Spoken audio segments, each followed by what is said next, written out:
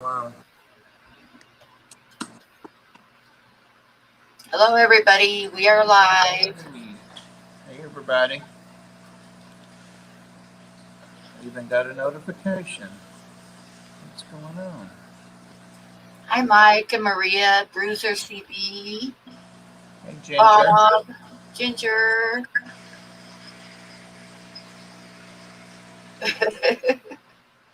um, we are short.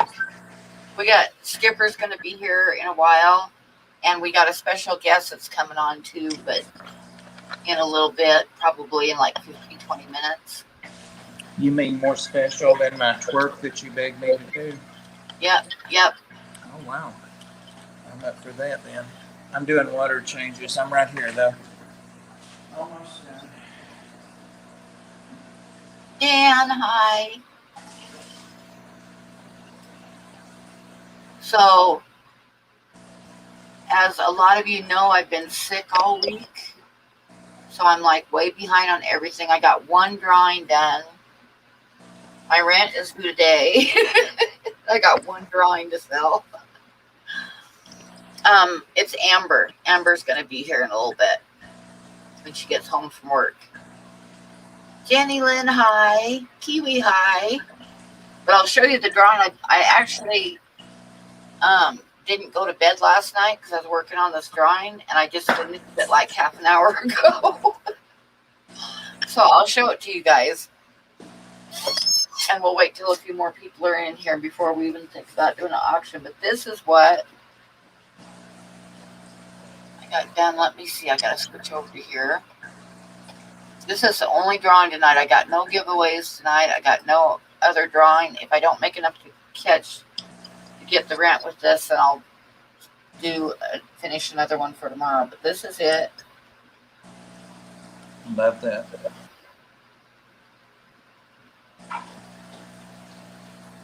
Okay. So that's what we're going to try to sell tonight. Hey, Kiwi. Yep, Tennessee Fish Mafia tomorrow. Close up of some of it. Just if I move my fingers out of the way.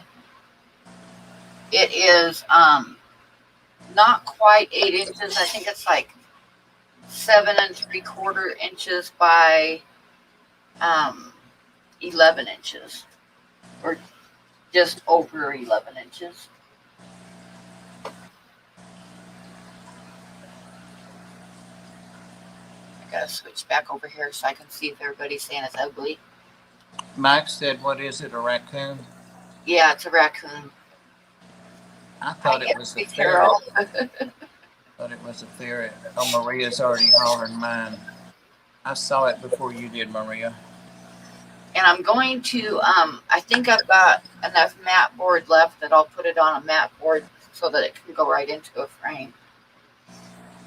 But I was going to do that before I auctioned it off tonight, but I just finished it half an hour ago, and I didn't sleep at all last night, so I'm not going to be cutting mat board right now. Hi, GRB.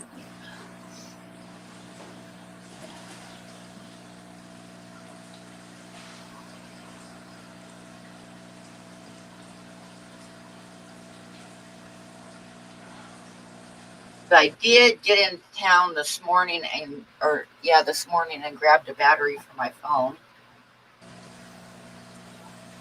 Terry said it took him 20 minutes to unpack everything. It should have. I used, seriously, a little bit over a roll of tape and most of a roll of bubble wrap. You were warned, Terry.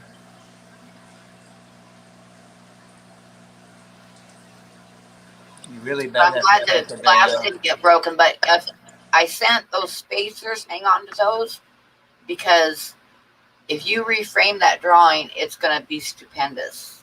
Like I would do a frame like 3 or 4 inches wide and maybe like a medium brown or a dark brown.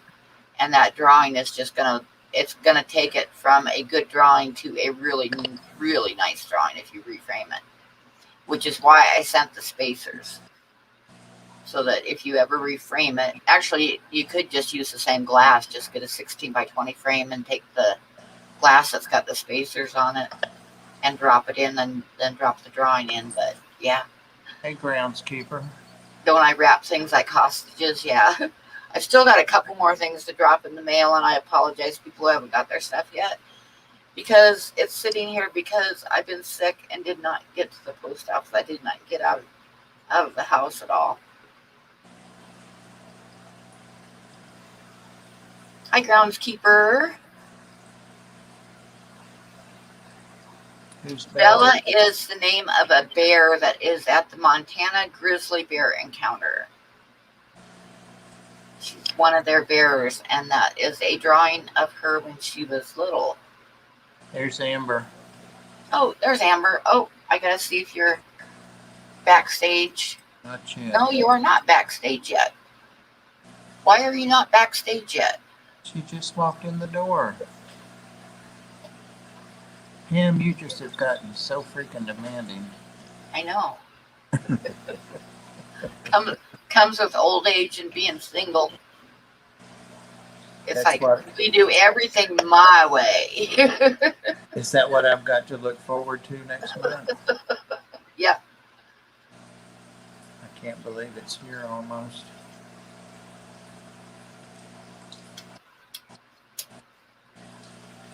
The big 66. Oh, Terry's wife said he has to keep the print.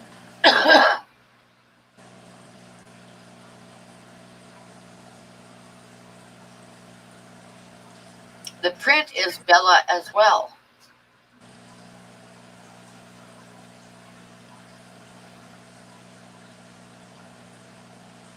Hey, Dan.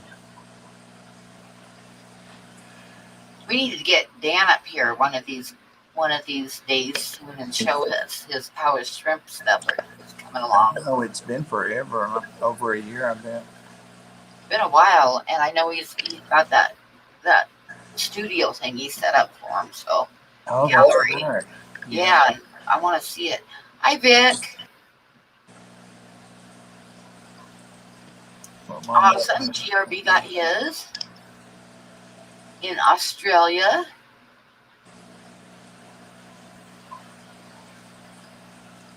BJ's old age and treachery will overcome youth and skill. That's right. That's right. Sounds like a fair swap to me. I think she's probably like 3 or 4 years old now. I not know it, Jane.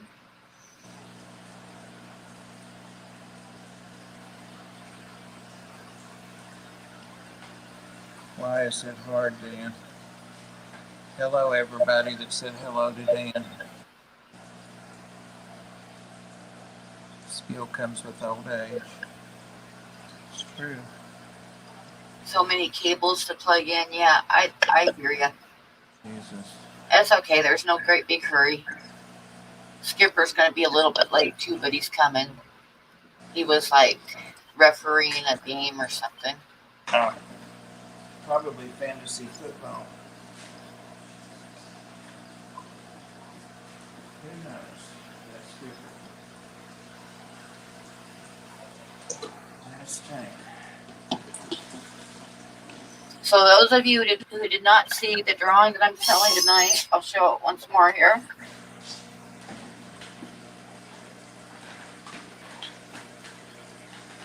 Marie, I just want you to know I got my pension today, so.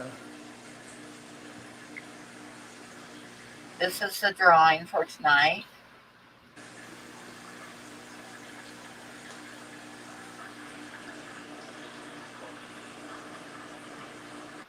I wish my camera was a little bit better to show the detail. That's a little bit better there, isn't it? Yeah, hold it there a minute. Oh, I like the feathers on the wings. How long did it take, Pam? Oh, I've been working on it. I've worked on it all day yesterday and all night last night and all day today, but I had it about a third of the way done at that point when I started. So it's taken me a while. Is that really the way they hold their finger? foot. Yeah, when they hold their foot up, yeah. Sometimes they'll tuck it all the way in where you can't see it at all, but then part of his foot is on the log there too. This was from a photograph that was it Fishimon sent me? Let me see. Let me double check here. Livestream sent it to me. A picture taken in Panama City, Florida. Patrick Hardy, thank you for the super sticker. Oh, thank you. I can't see what it is.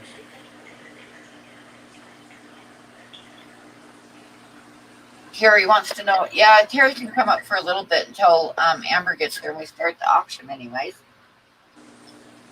I'll put the link in the chat. I think it's still on my thing.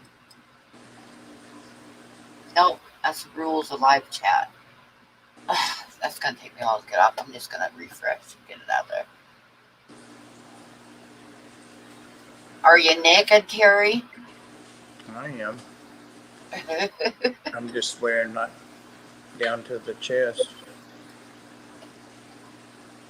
Hang on, let me get the link here. Oh, Dan's got broken fingers. What? His broken fingers, right hand swollen. Oh no. Damn, what happened? Well, I can't ask him. You can't, you do voice to text on there? Probably not. Terry said he'll be good. And I didn't even do it. Somebody's got broken fingers and it wasn't me that did it. Can you prove that, Pam?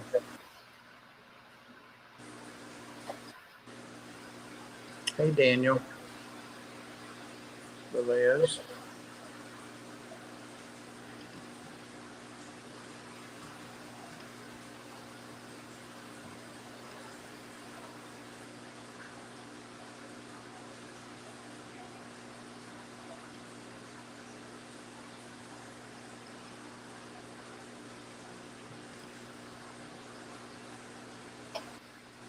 Is Geek Boy in here yet tonight? Haven't seen him. I had a dumb thing happen because there's Terry. Yeah, it's me. It's me. Don't worry. I'm not the Tic Tac bandit or nothing. I had some stuff that should have been here like a long time ago, and I didn't get it.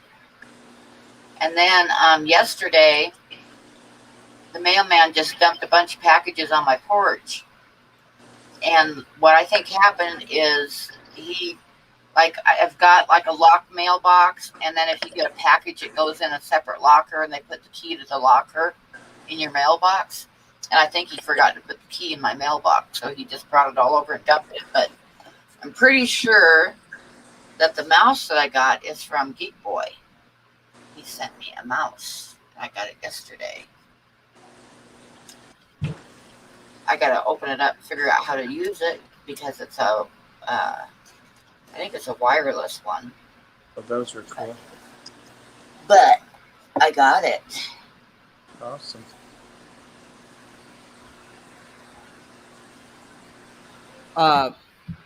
Okay, don't mind me. I'm looking at some pictures I wanted to show you, but yeah, your package arrived. Woman, you are overkill in your packaging. Well, that's because it's my art and I don't want it broken. I broke a sweat getting that doggone thing unpackaged. I was like, okay, this won't be too hard. And I took a fairly sharp knife and opened it up, and I was like, okay, that's just the first layer. Yep. Oh, I'm picky with my art because, like I said, to me, I've never had anything get damaged in the mail. And I think when Dan got his drawing, Dan Slee got his drawing, the glass was broken, and that was like the first time I've ever had a piece of glass get broken. When I first purchased it, I didn't know the Bella story. And when I read the back of the drawing, because you had it labeled, Yeah. of course, me being me, I had to look it up. And wow, after I kind of read the story behind it, and I saw when Bella was little, she had that white stripe on her one shoulder. Yeah. Yeah. And I was like, oh, this makes a way more sense now. See, I used to work at that place, at the grizzly bear place. Oh, really? Yeah. As a grizzly bear. In Montana, the grizzly Yeah. experience in Montana. Yep. Yep. Oh, The no kidding.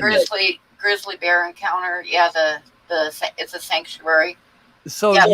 you got to see Bella when she was a cub, huh? Yeah. Oh yeah. Yep. Wow. There's videos out there, people. There's YouTube videos out there of Bella playing in the pond. Yeah. They got 2 ponds in the enclosure. See that every bear there has its own den, which is like basically like a big cage with bars and bed and stuff in it.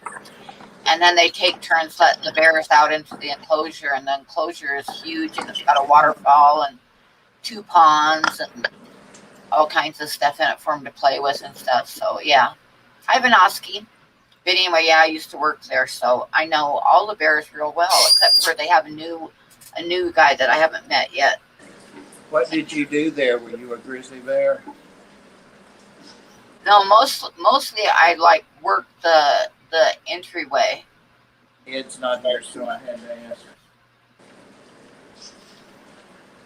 But I got that's why you see a lot of drawings of grizzly bears from me. Because I used to work there, so I know. But they're so gorgeous, and my wife loves bears. When here in Chicago, they had a bear cub, what are the white ones? Polar bear cub born in Chicago, and my wife made me for like 3 months. We went every weekend to go watch that cub bear, and she wouldn't go anywhere else in the zoo. As soon as we got to the zoo, we paid our money, and she was right there, Johnny on the spot. Oh, she'd love that. She'd love the grizzly bear encounter place. She just loves bears, and the print and your drawing, your original drawing, were together. Yeah. So I showed them both to my wife, and she claimed them both. Yeah, there's no way I can get rid of that print.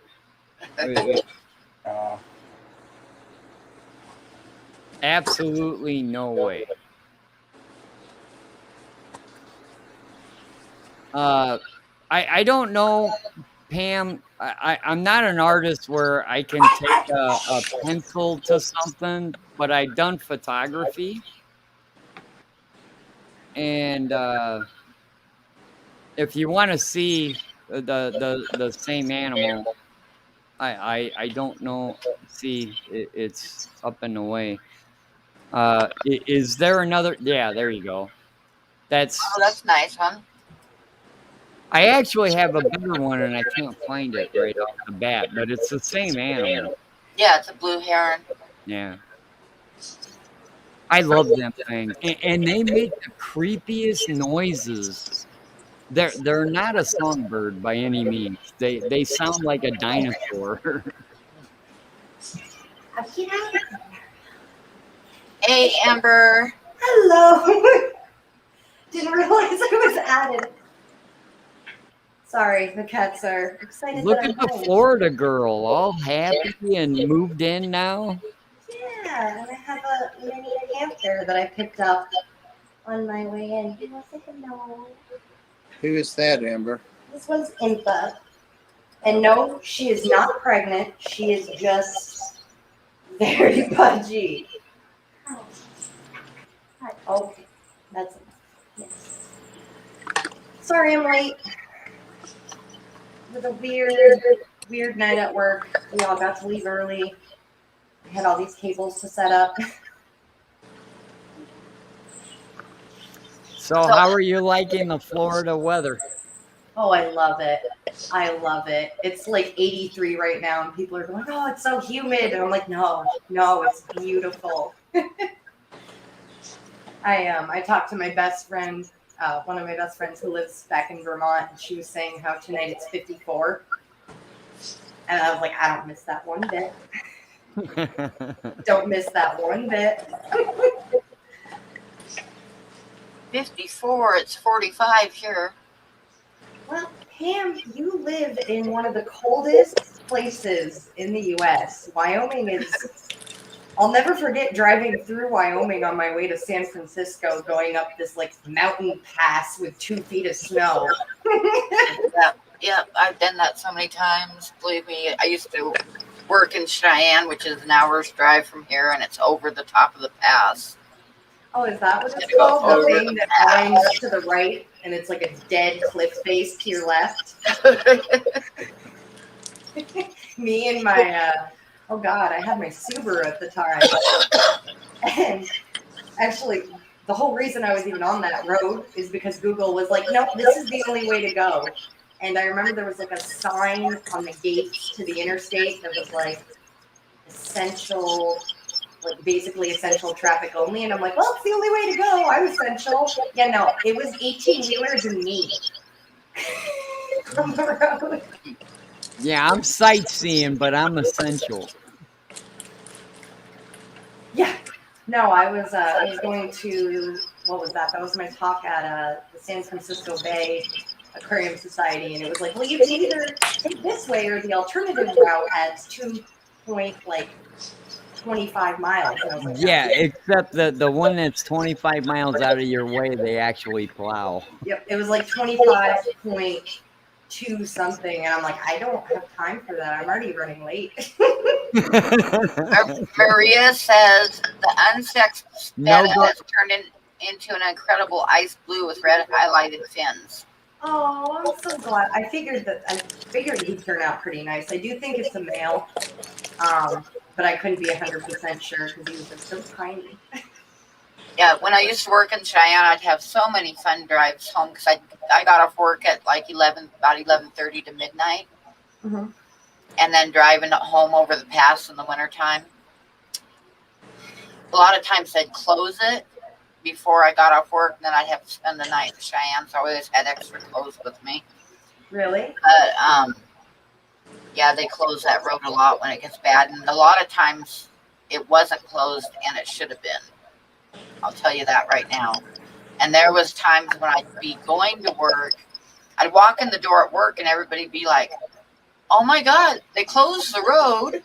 I'm like, "Well, I got on it first before they closed it. They closed the road behind me." No, that was Everybody that I worked with thought I was a badass because I like, if the road was open, I was there. You know. Yeah, it was funny because Vermont girl and we get snow. So, yep, like I said, it was, you probably know the exact Hi, spot. Mr. MC. It was like a sheer cliff face to my left and it just wound right. So I couldn't see anything. And God bless those truckers because I kept passing a line of them because if I slowed down, I was going to get stuck. And they all were like rolling their windows down, leaning out to look, and then telling me it was good to go. And I was like, thank you. I saw one at a gas station right after I got off that one section of road. He was like, you did pretty good, girlie. I'm like, thank you. I'm from Vermont. We have snow there. We had a lot of snow there. I was driving home one night, and up at the top of the pass here, there's like it's really flat and windy, Mm-hmm. and at the summit, and I hit the summit, and there's about a 5-mile stretch there where it's really flat and really windy, and I thought my steering went out on my truck because it just wouldn't work, and then I realized it was ice. It was that great, wonderful black ice. It was a sheet of ice, and I was constantly like, I slowed down. I just eased off the gas and slowed down. I was going Now, you know truckers. You've been on the road, you know truckers. Mm-hmm. I was going 20 miles an hour, and I had 6 truckers behind me, and none of them passed me.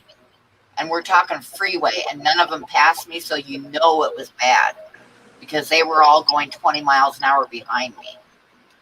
And my truck would, like, a gust of wind would hit it, and the whole truck would move over. And then I was constantly, like, correcting it, and, you know, because every time it got, and it just, like, slid like there was no tires on it or something. Mm-hmm. Yeah, that was one night where it was, I definitely had white knuckles when I got home. I had white knuckles that night. And the other night that I had white knuckles is the freeway was so bad. I got off work and the freeway was bad, and I knew they were going to close it.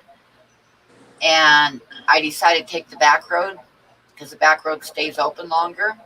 Mm-hmm. But the back road, it's about 45 miles, and about half of it is rural houses and stuff. So they plow that.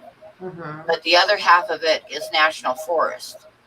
And it's a 2-lane highway, and they don't ever plow it. No. So I was driving home in a blizzard, and once I got past the house, got into the national forest, I was making the only tire tracks on the road, and there was anywhere from about 9 inches to 2 feet because it was drifting. So I had to pay attention to which way it was drifting, because I had to stay out of the drift so I didn't get stuck. And I had it locked into 4-wheel drive low, right? So I'm only going like 20 miles an hour. That's because it's in 4-wheel drive low. Mm-hmm. So I'm in the middle of the national forest. It's 1 o'clock in the morning. It's alternating between total whiteout with snow and being able to see in the snow, you know, when it wasn't snowing, but still everything is white, right? Yeah. So I come around this corner, and as you turn the corner, the road kind of curves, and then you drop down a little hill, and then it curves again at the bottom. So I'm coming down this hill, and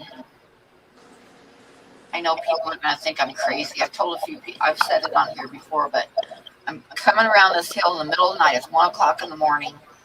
And as the headlights hit, like as I'm going down and it turns, and the headlight hits part of the road down below me, and you're going to think I'm crazy, Amber, there was a goddamn Bigfoot.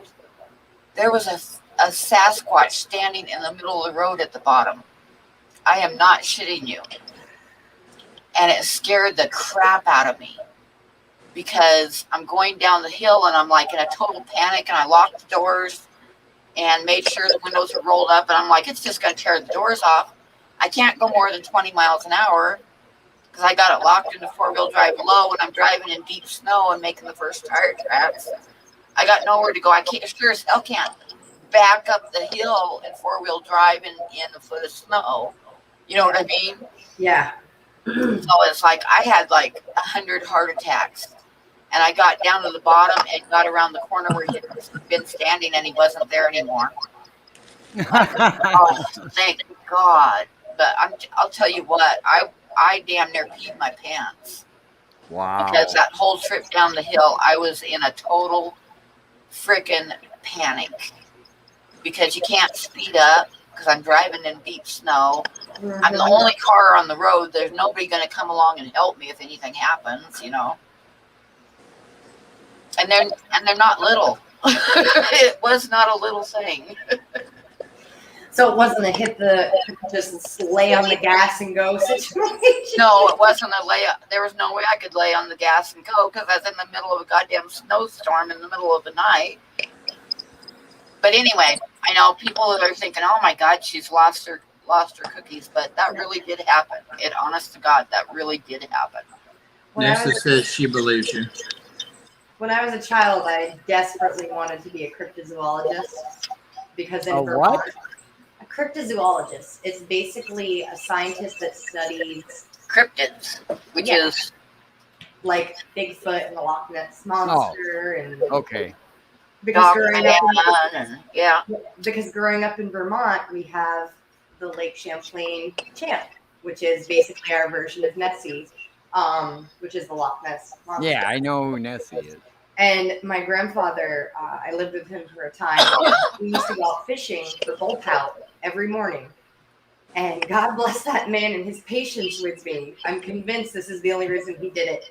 He basically turned it into a mini science exploration for me. Like, I had to keep my eye on the water for weeks. I had to be quiet so I could hear if anything happened. Like, very clever of him. But for me, it was just like, I'm going to find Champ. How to keep your kid quiet while he's in your boat or while she's in your boat? Yep, he raised 13 of his own, and by the time he got to the grandkids, he was like, I know how to deal with this. I got this figured out, kid. Yeah. But no, that reminds me of the very worst driving experience I ever had in Vermont. Was my best friend Ava was having a birthday party 45 minutes away. And as we're on the interstate, it started just white out, snowing. And we were on this bridge overpass, and it was windy. And the car caught and hit sheer ice. And it was probably 200 feet of me just slightly correcting, and then we'd slide this way real hard, almost to like the guardrail, and I'd be like, oh God. It was terrible. I had 10 people in the car with me, and the only thought in my head is, I'm going to kill everyone. Oh my God. And we get there, and she's complaining the whole way that we're late. We get there, everyone gets out, and her little brother turns to me, he's like, are you okay? I'm like, Patrick, I need a minute. Well, first of all, how long did it? I was driving home one night. This is my worst experience driving home. It was middle of the night again. Same thing. I was they'd closed the freeway, so I took the back road because they hadn't closed it yet. And it was a blizzard.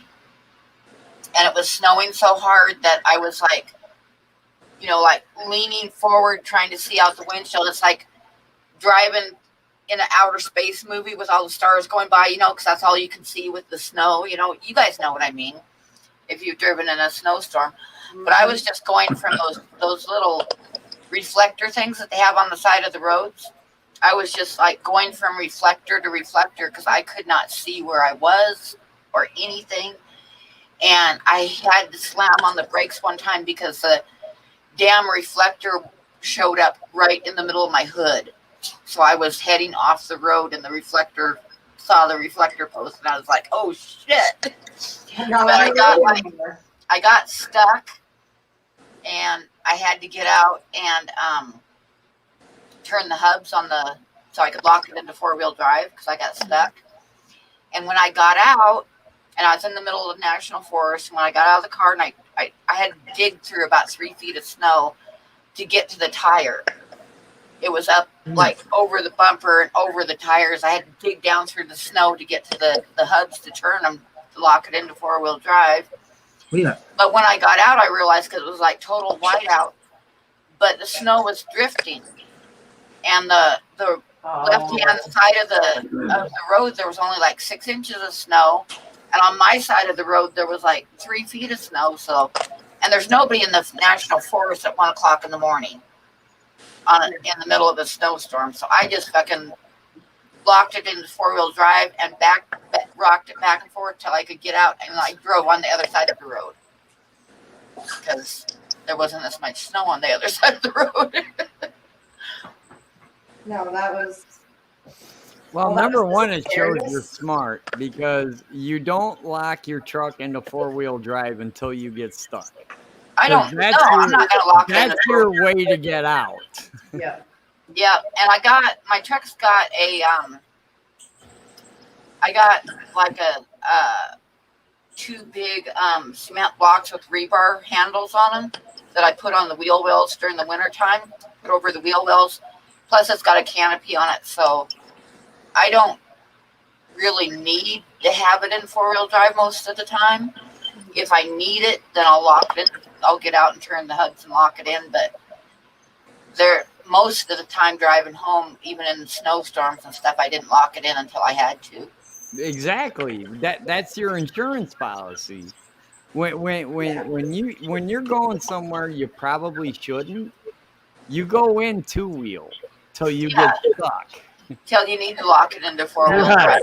Because if you go in four-wheel and you get stuck, you got no other options. Mm-hmm.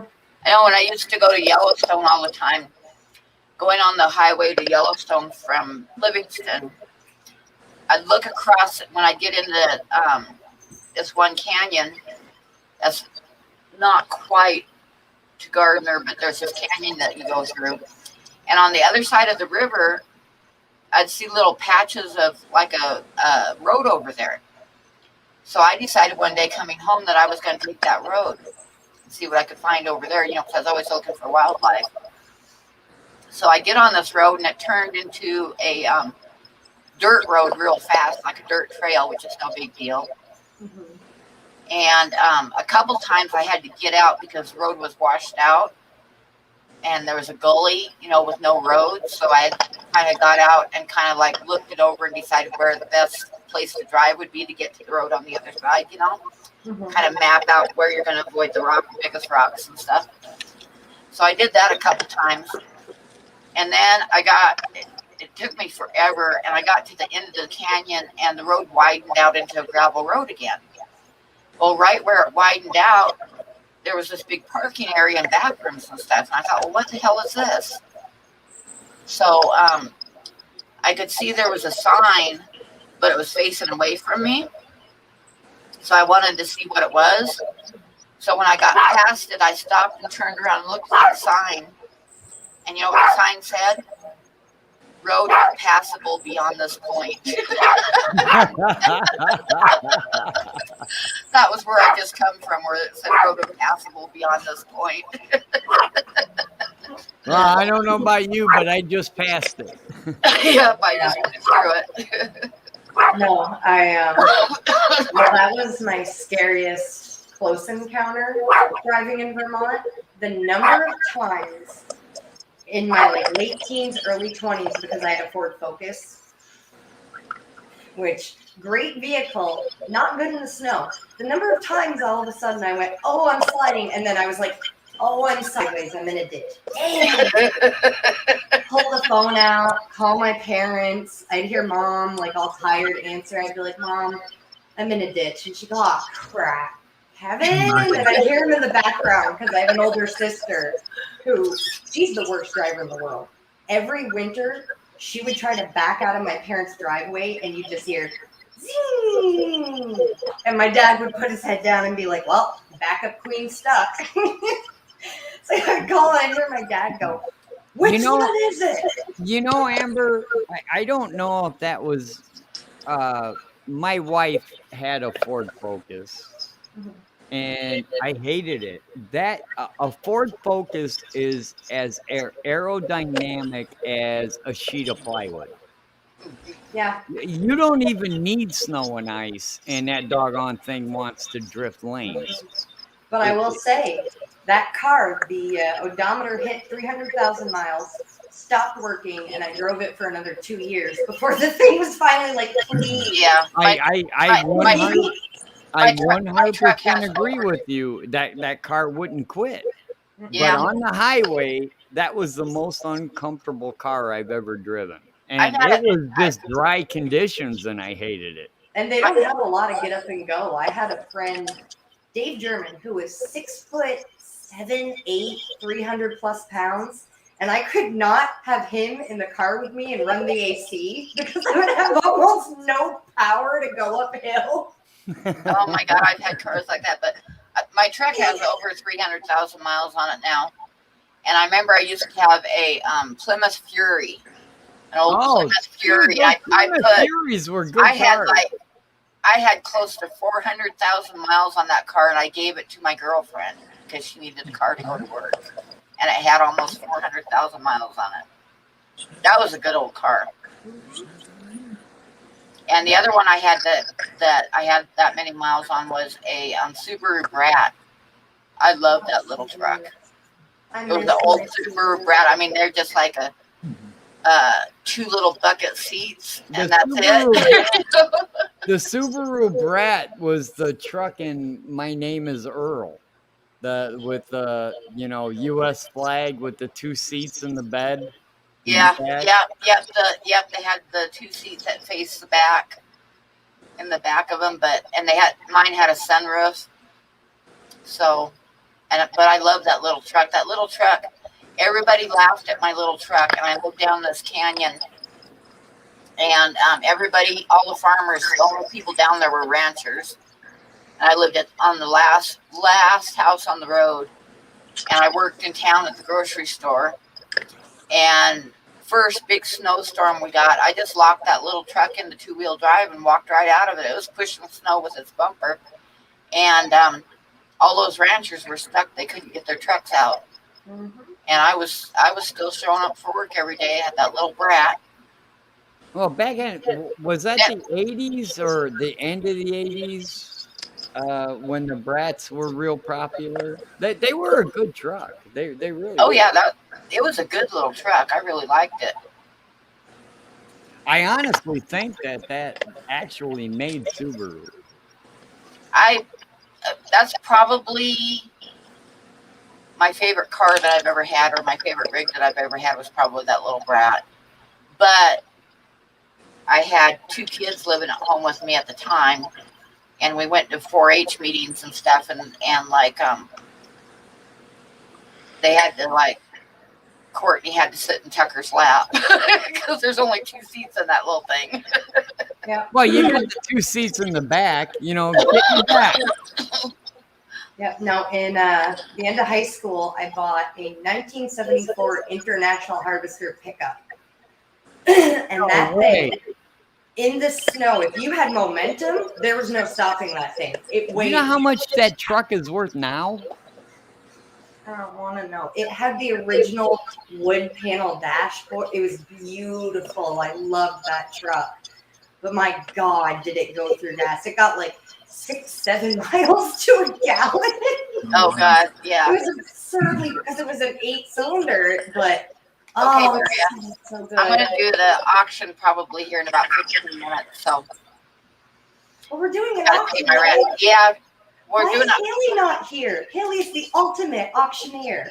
I only have one drawing to auction off, but it's like my rent is due today, and I don't think anybody wants me to move in with them, so I've got to auction off a drawing.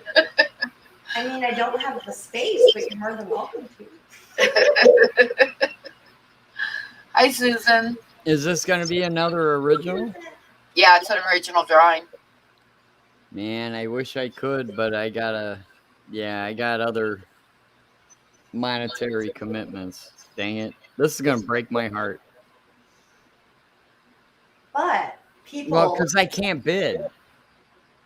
But people can bid in the spirit of you, Terry. They can go, you know what?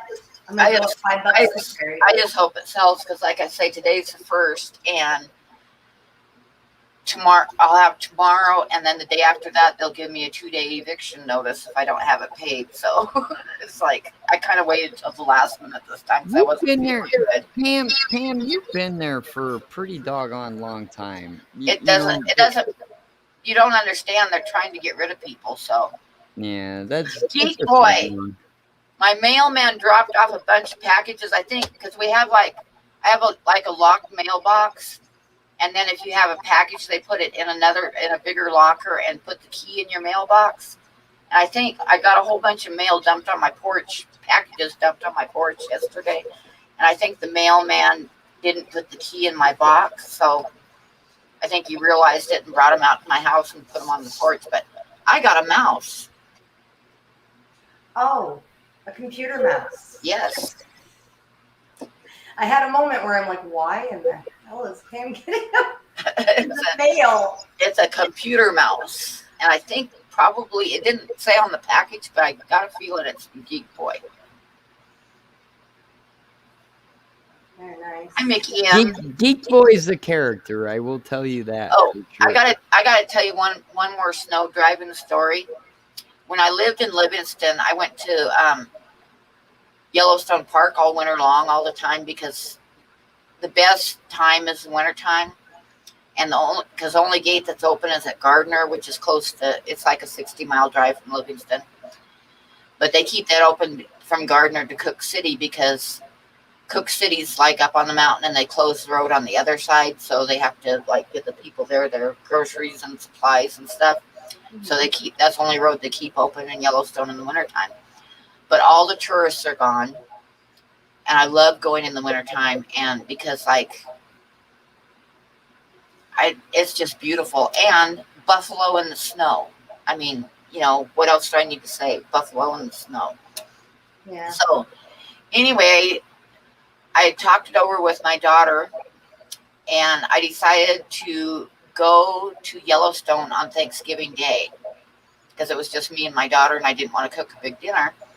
So I just put some chicken and rice in the crock pot for us when we got home, and we went to Yellowstone for the day. Well, it snowed the day before, like about 5 feet of snow. But I figured roads would be plowed, but then it was really cold. It gets really cold there. It was like minus 30 or something like that, minus 40. And the wind was blowing. So all that snow was drifting all over the roads real bad, like big drifts. And there was cars in the ditch everywhere. But we made it. We went to Yellowstone. And we did some painting and stuff. We had to sit in the car because we couldn't get out because it was too cold. But we sat in the car and did some painting and stuff. And came home. And about 2 months later, my landlord stopped by for something. And he lives like in the canyon on the way to Yellowstone. And he started talking about Thanksgiving dinner or Thanksgiving Day. And he was telling me that his kids they had made a huge Thanksgiving dinner, and his kids couldn't get out of town because the roads were impassable. And he went up to the top of his driveway to see if he could see the kids coming yet. And he got stuck and had to get the tractor out and get his truck out of the snowbank. And his kids finally, were able to get through on the phone and tell him that they weren't even going to try. And he says that nobody could get out of their driveways or anything. And he was going on. And I'm standing there listening to him. And he says, you just wouldn't believe how bad the roads were. And I said, I know, I went to Yellowstone. And you should have seen the look on his face.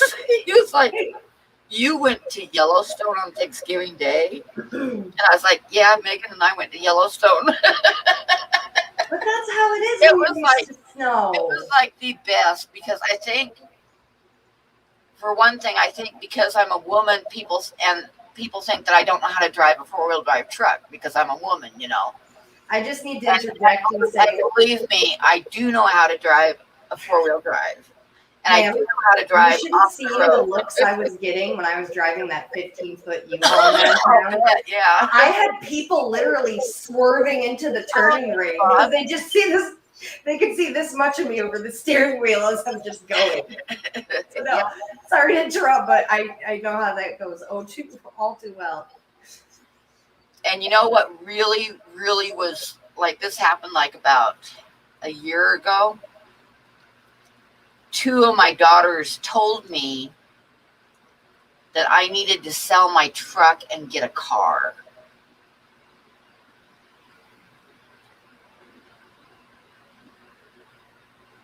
Why? Because I'm old. Yeah, and not that this. They said you're getting older, Mom. You need to sell that truck and get yourself a car. But I'm like, excuse me?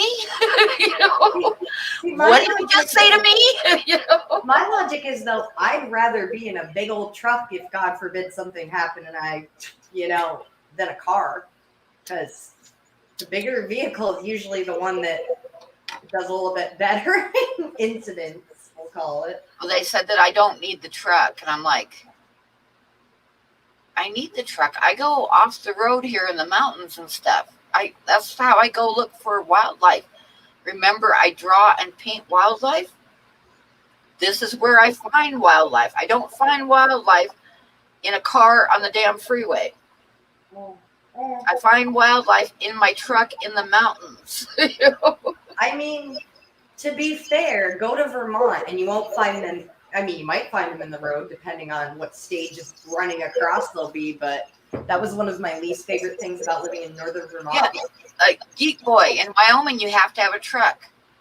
Was I-89, Right. And as you're driving, you just see deer, deer, deer on the side. And you're like, oh God, nobody run. Nobody make a dart for it. Stay there, Bambi. Don't do it. I'm going 75 and I can't break that fast. Bob No. says they might want to limit your excursions. No. Nobody's God going to dang limit it. my excursions. I was muted this whole time, and I'm discussing the nuances of driving a truck at 75 miles an hour and hitting deer, and nobody heard it. Oh, you don't. Okay, you don't want to be. Oh, I was on my way to Yellowstone, and it was just before daylight. And I know where the deer are going to be, and I know where the elk are going to be. The elk are going to be when you get it close to the sides of the mountain when you're starting in the canyon. That's where the elk are going to be. And I was going like 45 miles an hour, and this car behind me passed me, and as they passed me, they laid on their horn and flipped me off, right? Mm-hmm. So I'm driving along, And they hit a deer. they hit an elk. Oh, that's even worse. It totally fucked their car up, believe me. there was pieces of car all over the road. I had a friend in high school who hit a moose, and Oh. she was in a Subaru hatchback, and I got there like 20 minutes after everything went down with fire and rescue and EMTs. But I guess they showed Oh up. my God, a moose is even bigger than an elk, and believe me, an elk is big.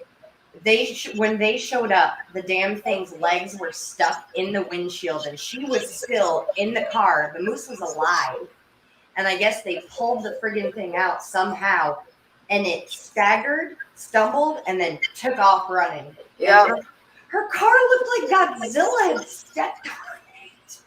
Yeah, an elk is a deer god. So if you don't realize how big elk are until you drive up like right next to one. Yeah, they're a big animal. They're a big animal. And a moose is slightly a bit bigger. A bit bigger, yeah. Moose is bigger than an elk. But an an elk is damn near like twice the size of a deer. Oh, absolutely. I think even more so. Yeah. They're as tall as a horse is. I mean, definitely. They're taller. An elk, they're taller than a horse.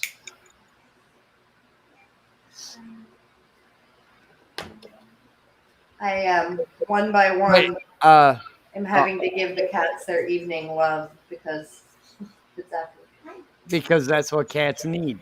Yes. Well, is anybody interested in an auction? I'm sure Yes. they are. Can't afford it, but I'll help push it. Hey. Is everybody ready for the auction? I got one drawing to auction tonight, and if I don't, I'm not going to stress because if I don't make enough on this, then I'll finish a drawing to auction off tomorrow night too. And I've just got to get it paid either today or tomorrow, so I'll be okay. But I'm going to show you what I'm going to auction. This is like waiting till the last minute, believe me.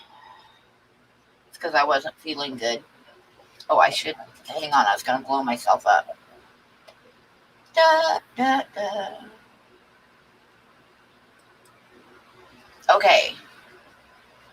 Colored pencil drawing of a heron. And I'll show it close up so you can see a little bit of the detail. That's pretty good right there. And it is about 7 3/4 by a little bit over 11 inches on handmade paper. And I believe I've got mat boards. I can put it on mat boards so it can be framed easy when you get it. And I'll probably put it on like a 11 by 14 mat board so you could get 11 by 14 frame with glass, and I'll send it with spacers and stuff. The spacers so you can frame it. And that is what we are auctioning. Man, I wish I had the disposable income right now. Right? I'm reading chat on my phone, by the way. I'm not I'm not being as rude as it looks. I'm sorry. I'm sorry, people, but that drawing is just as valuable as the one I bought. It's just not in a frame and in glass.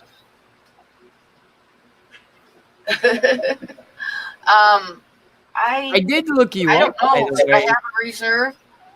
Pam, I did look you up, by the way. Did you? And you are a known artist I know. on Yeah, I told you.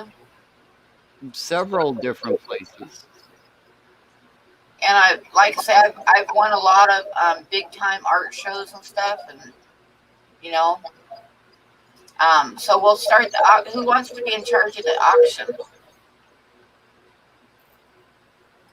I'll be in charge of the auction then. Fine, I'll do it. Okay. I was having a moment where I'm like, what does she mean in charge of the auction?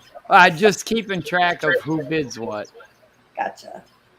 I'm not gonna make any goofy noises or anything, but if somebody bids something, I'll Is let that a bid, Bob? So somebody can just we'll start it at like 100 and just see where it goes.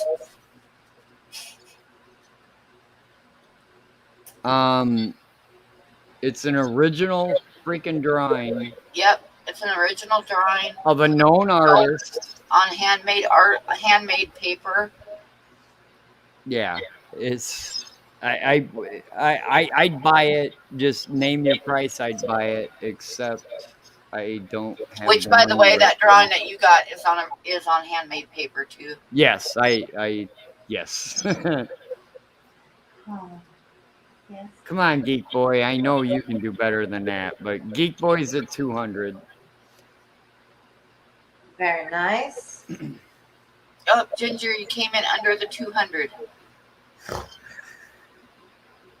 And Maria's at 215. Bob's at 250. Oh, we're very good. I would be into this thing for $400 or $500, but that's just me. Geek Boy's now at 275. Bob said 300.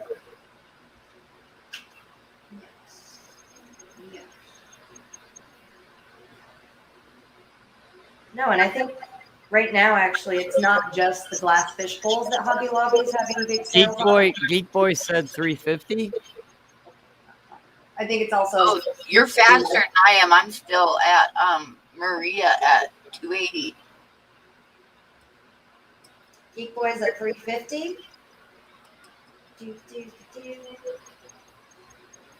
I wish I could. Guys, come on. Bob is 375. Yeah, Bob says 375. Big spender. No, we need Haley in here. You should have seen that woman running the auction. Oh, I know. I watched it online. Holy crap. She was so good. Keep in mind, Pam is going to pay $60 to ship it and probably $50 in shipping supplies to send it. Geek Boy says 400. It makes me want to start just yammering gibberish, like and we have 400, and we have that. Yeah, I'm not going to do that. I wish I could, but I can't. Neither can I. Which is why I'm just sitting here quietly because I'm like, Amber, don't even try. Whoever buys this, I will probably later contact them to buy it from them. So it's an investment. Because, you know, I've got one of Punchy's originals, then I'm just going to have to want more.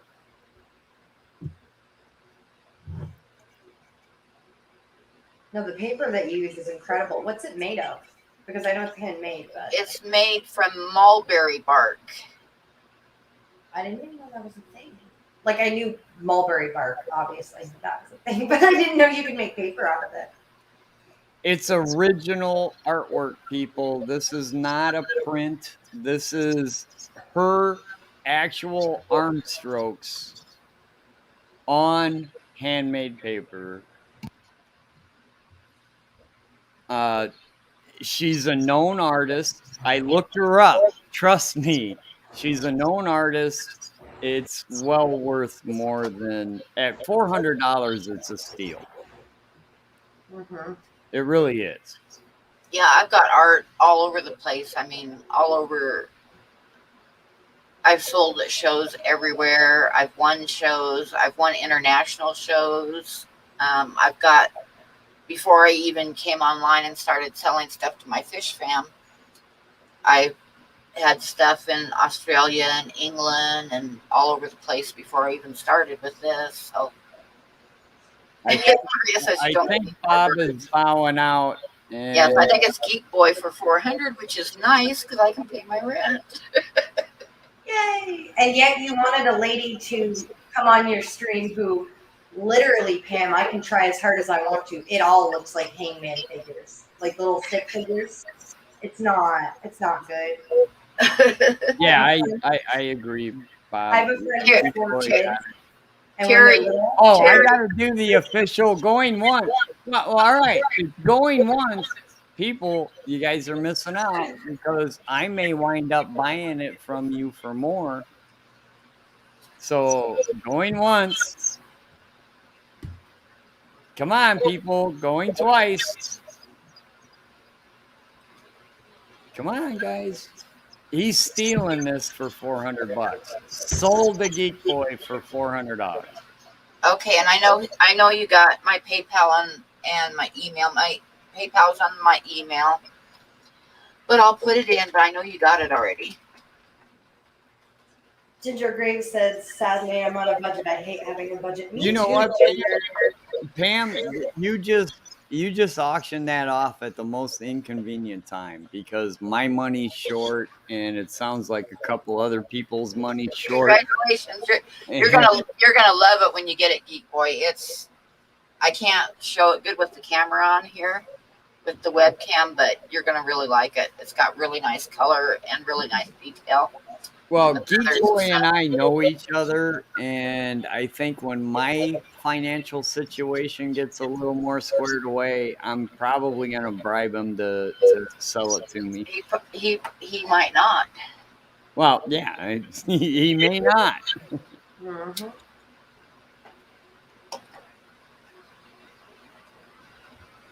He's a really good person, though. He really is.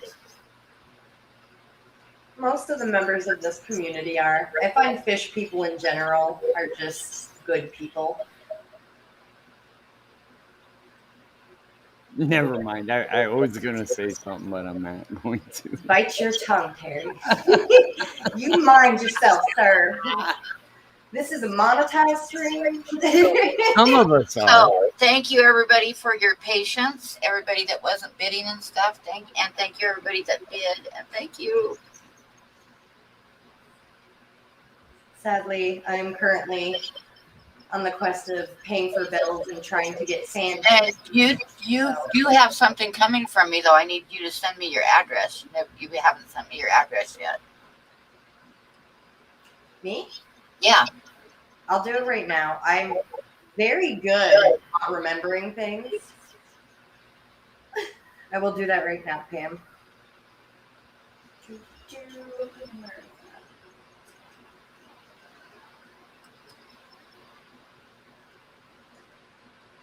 That moment where you forget your address.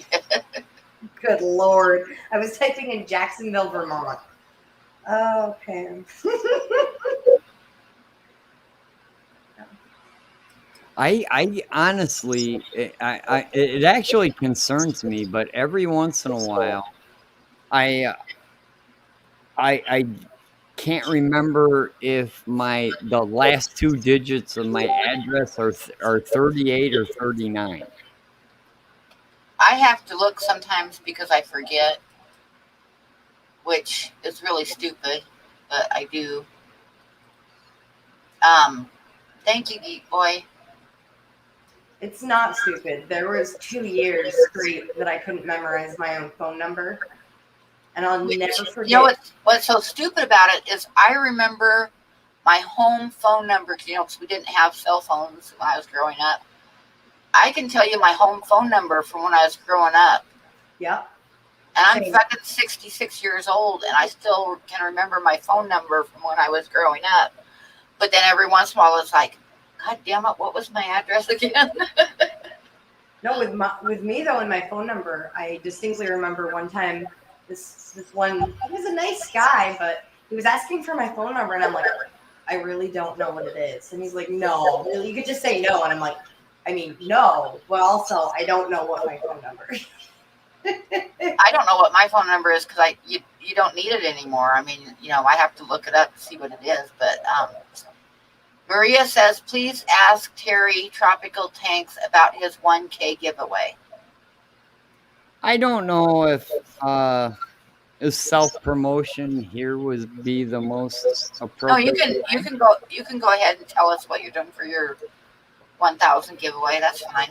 Well, I've had my 1,000 for quite some time, and I came up with this idea that we do these points where people would gain points, and then the idea was when I got my 1,000, then we'd stop it and have a giveaway.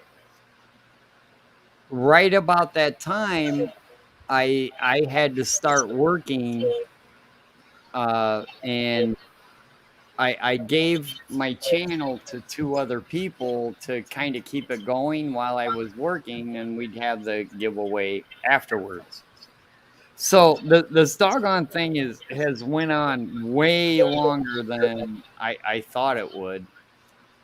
And we finally confirmed a date, the 3 of us, the Saturday morning cartoon crew, October 23rd, 10 a.m. Eastern. However, if you want a point, tomorrow morning is your last chance. After tomorrow morning, at the end of the stream, no more points will be given. If you have 1 point, you are eligible for several giveaways. On October 23rd, we're giving away about $625 to $650 worth of prizes. But no bear.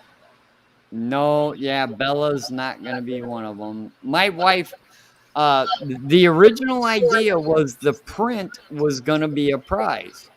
But you don't understand the fascination my wife has with bear cubs. And she saw them both because they were together when I opened it up. Yeah, well, that was easy. That was the safest way to ship them, Yeah, she's not parting with it. And I think that's a compliment to Pam, because my wife took one look at that print and went, yeah, that's mine.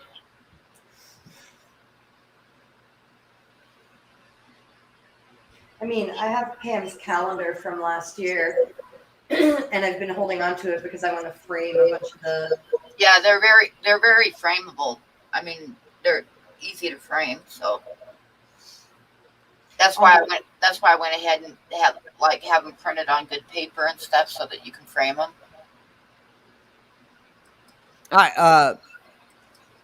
The amazing thing about artwork that gets me is, okay, you get an original thing from the artist, and on the back of it, the artist puts what it is.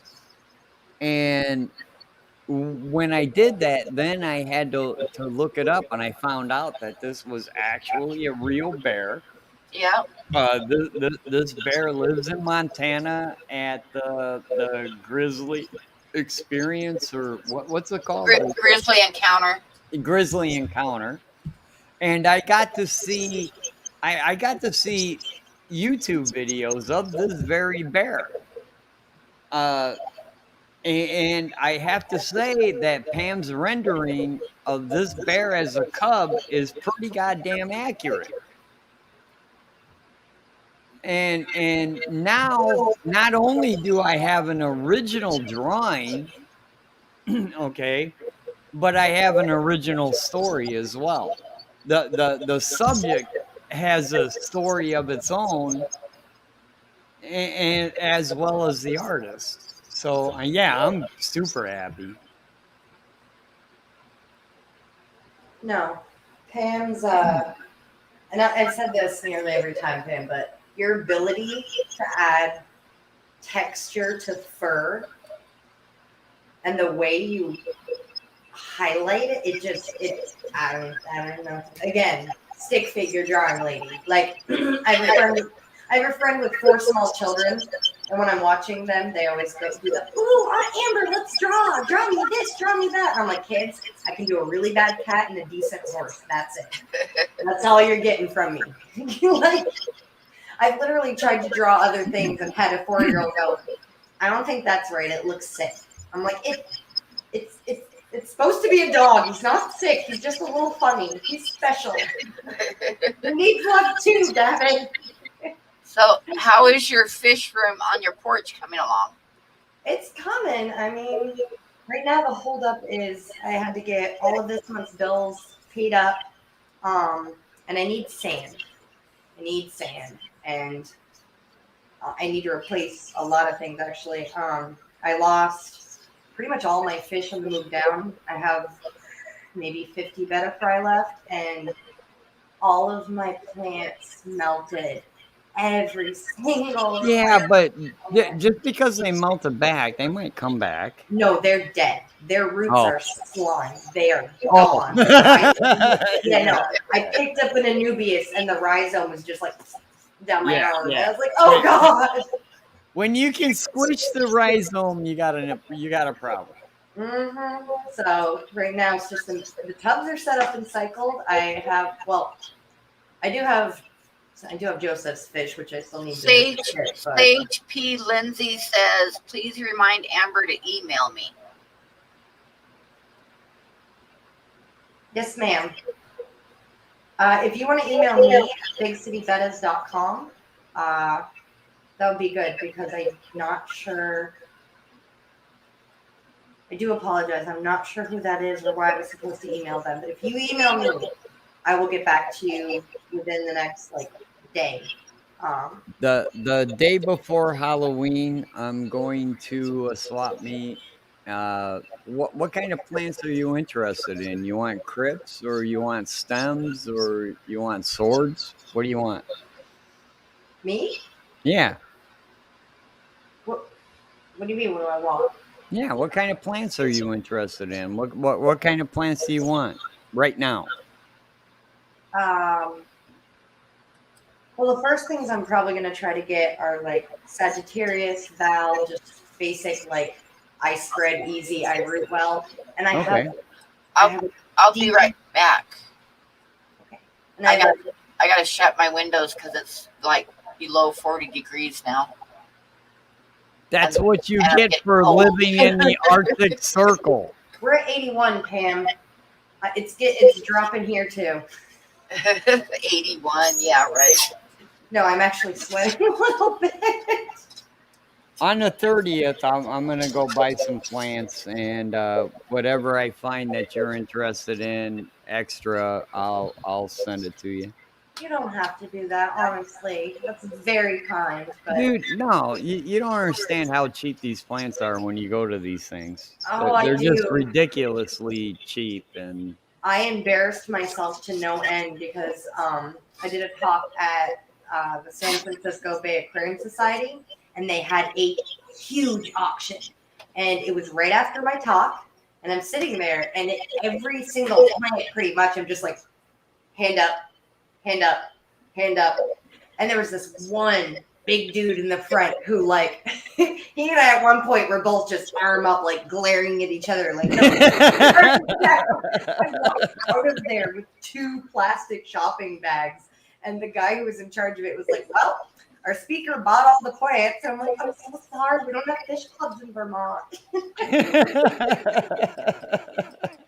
And then every time I go, Luke LRB, that man, there was one time Haley and his girl Sarah shamed me for stealing some Riccia out of the garbage because it was just pulled it out. Hey, when it comes to aquarium plants, there's a 2-hour rule for sure. It was an empty trash can that just held paper products, and there's this beautiful clump of Riccia, and I grabbed it, and I'm like, can I get a bag? And Sarah's like, oh, Amber, do not take that trash plant. I'm like, it's my. I got no pride. I'm on this. Yeah. Exactly. I know I embarrassed two of my kids one time because we went out for lunch and came out of the restaurant, and in their flower beds they had those Kong coleus, ones with the great big huge leaves, like the giant ones. And yeah, I was like, I think this plant needs a little trimming. Oh, I probably shouldn't admit this, but Lowe's and Home Depot, the garden center, every time I buy like pothos and Xanthia from there. Oh, no way. You are not clipping pothos and just walking out in your No. pocket. I'm buying a pot of pothos and some trimmings from some of the other overgrown varieties. One time I'm at self-checkout and something went wrong. And the girl came over and she's looking at this pothos that it's clearly like 5 different types that I've just stuffed into a pot of one type. And she's looking at it and she's looking at me and I'm like, don't judge me. I'm so broke. And she's like, I'm not judging anyone. And I was like, thank you. What does she care, man? She just scans the pot and away it goes. Well, I never thought of that, ever. One of my favorite stories with the plant is I think I've told this before, but I was living on Cape Cod and I had to run to Kmart for something. No, you're old. You just said Kmart. Yeah, well, most of the stores in the country were closed, but they still had it open on Cape Cod.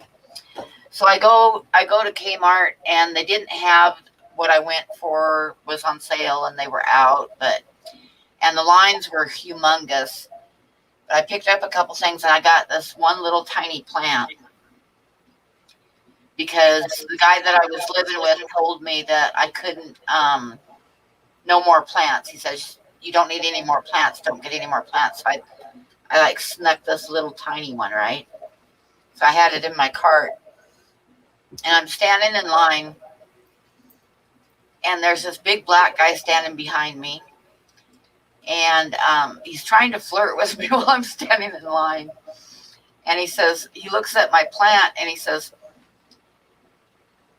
what did you look for the smallest plant in the whole store? I mean, because it was real tiny, right? And I turned around, and somebody needs to turn their sound off. Test. It's you. It's you. It's you, Terry. If you're hearing me doing it, Yeah, I'm hearing an echo from you.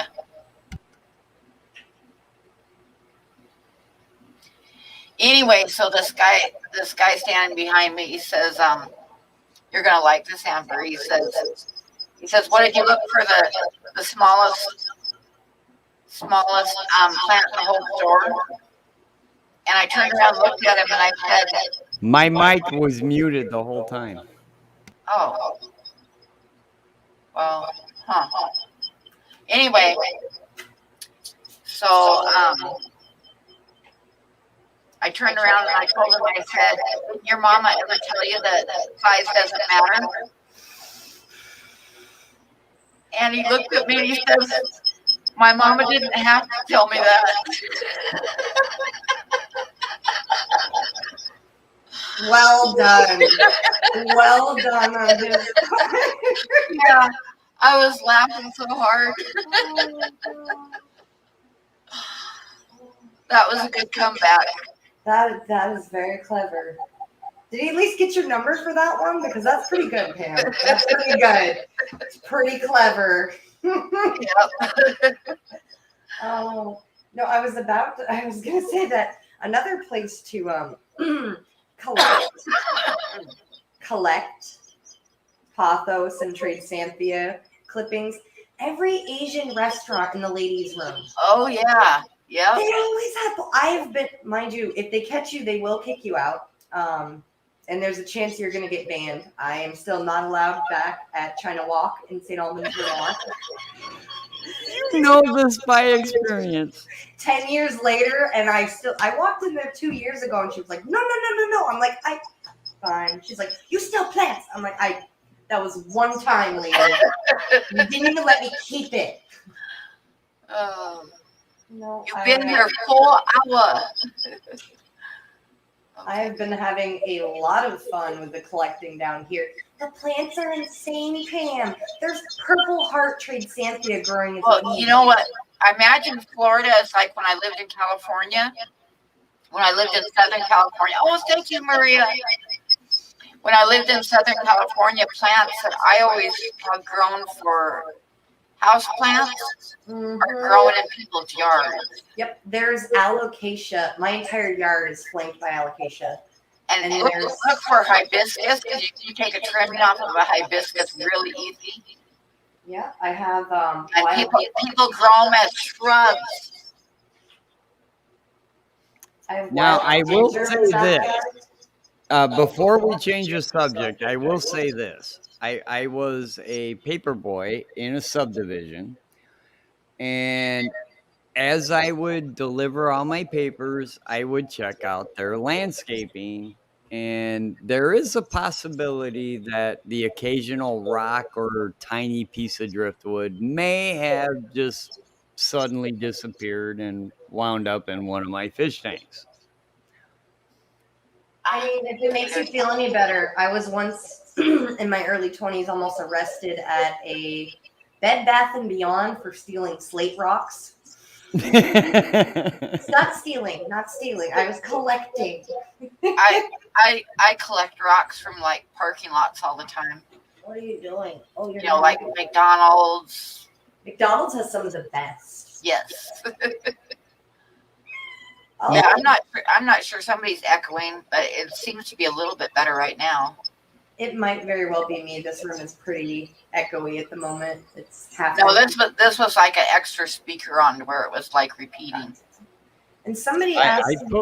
I muted myself when it was still going on. It's gone now. Somebody asked if I'm back to breeding bettas. Not yet, because all of my breeding tanks are behind me empty. Yeah, god damn, give her a little time, man. But I have been slowly. I actually got a fish to use for breeding today because I had to go into Petco before work to get cat food. So I wandered into work just carrying this betta with me. He's gorgeous.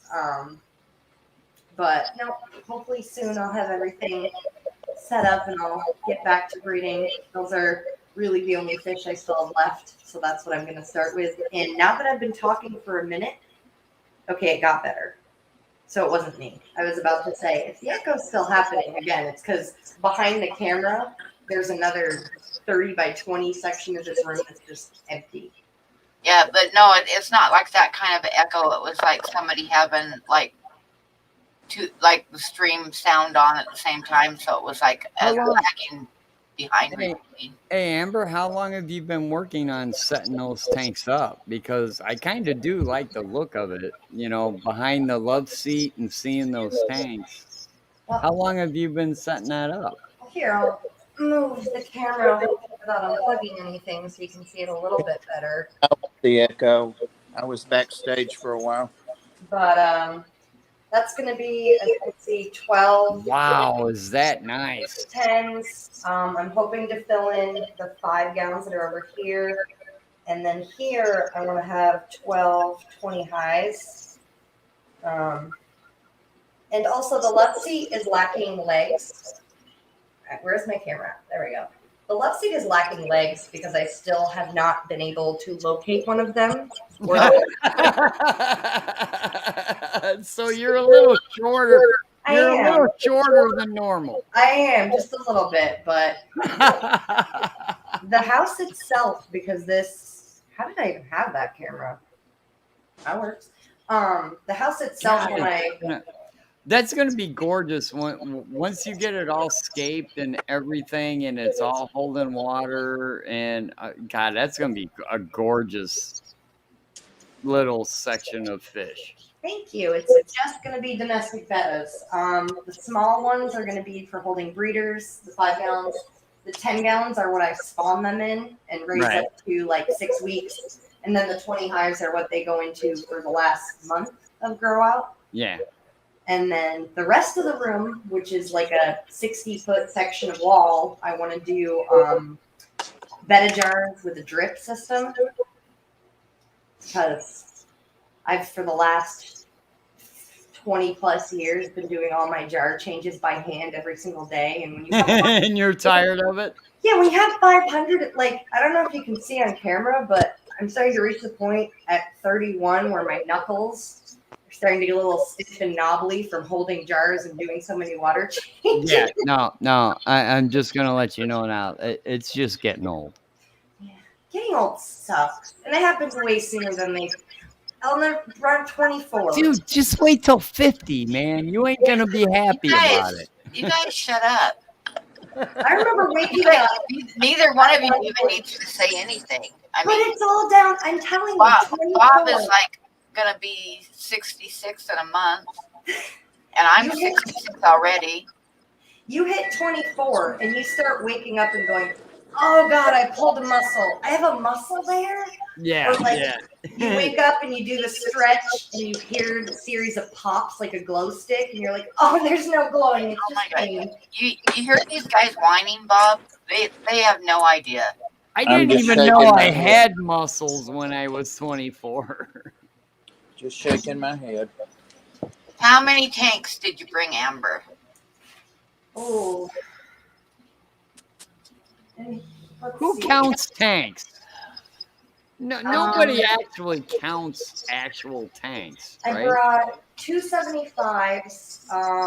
The 90-gallon got broken when some people were trying to rob my carport. It No. wasn't even in the move. It was when some crackheads were trying to rob my carport. Oh my God. I pulled in with the U-Haul and intervened. That was an interesting. Are you? Oh, you aren't backstage yet, Skipper. But tank-wise, I think I brought probably 30 10s, maybe 30 or 40 20 highs, the 5s and 10, or the 5s behind me, the 75s. I brought a lot, but I also used those as The boxes. workhorse tanks. You know, But I used everybody's them gonna for- think everybody thinks a 10-gallon tank is a small What is tank. that, Bob? But I'm gonna tell you what, a 10-gallon tank is a workhorse. You can do a lot in that. Some of my neighbors, they're pharmacists. They live in the woods back. Oh, So they're nice. gonna be going on a vacuum trip Oh, nice. tomorrow on the way. Yeah. Oh, 2020, 23. Man. But I do want to add, I justified bringing that many tanks because I put the 10s into the 20 highs, the 5s. Yeah, into the 10s. exactly. You can, yeah, But exactly. then I took all the stuff that I was packing and had in boxes and I unpacked it into the tanks and used those as boxes. That's a great idea, man. That's the way it works. Sure. I do. Two of my biggest regrets: not labeling the bags of nuts and bolts from my flat pack furniture, and not putting it all in one condensed space, and not writing down how I took apart the flat pack furniture. Oh, Because now I'm like, I don't even know what I'm going to do with this. IKEA, God bless you, but for the love of God, it's hard enough to read the instructions. Skipper! Hello. Hello. I was about ready to jump on and I had to go on an emergency call. Everything all right? We had to send one to the hospital. He wasn't breathing too good. Ended up being a positive case. Oh, no. What is it you do for work, if you don't mind me being so nosy? I'm actually a corrections officer, but I'm part of the volunteer fire company also. Gotcha. That'll do it.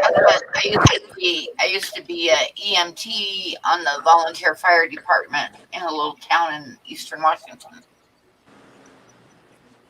We have a regular group of the EMT fire department guys that come in at like 10:30 usually and stay for about an hour at the bar.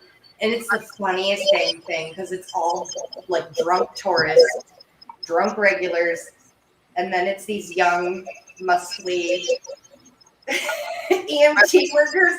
All my coworkers, all the waitresses, you'll see like somebody trip and drop a tray, or they all like start bumping into things. I'm like, for the love of God, ladies, keep it together.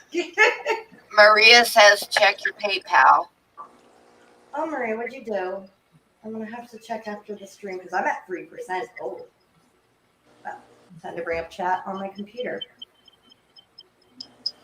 Maria, what did you do? If you guys ever, and I'm sure BJ knows, and I'm sure Skipper knows, if you guys ever want, well, actually, I had it before then, but it amplified it. If you want to have a morbid sense of humor, you just be on an EMT team.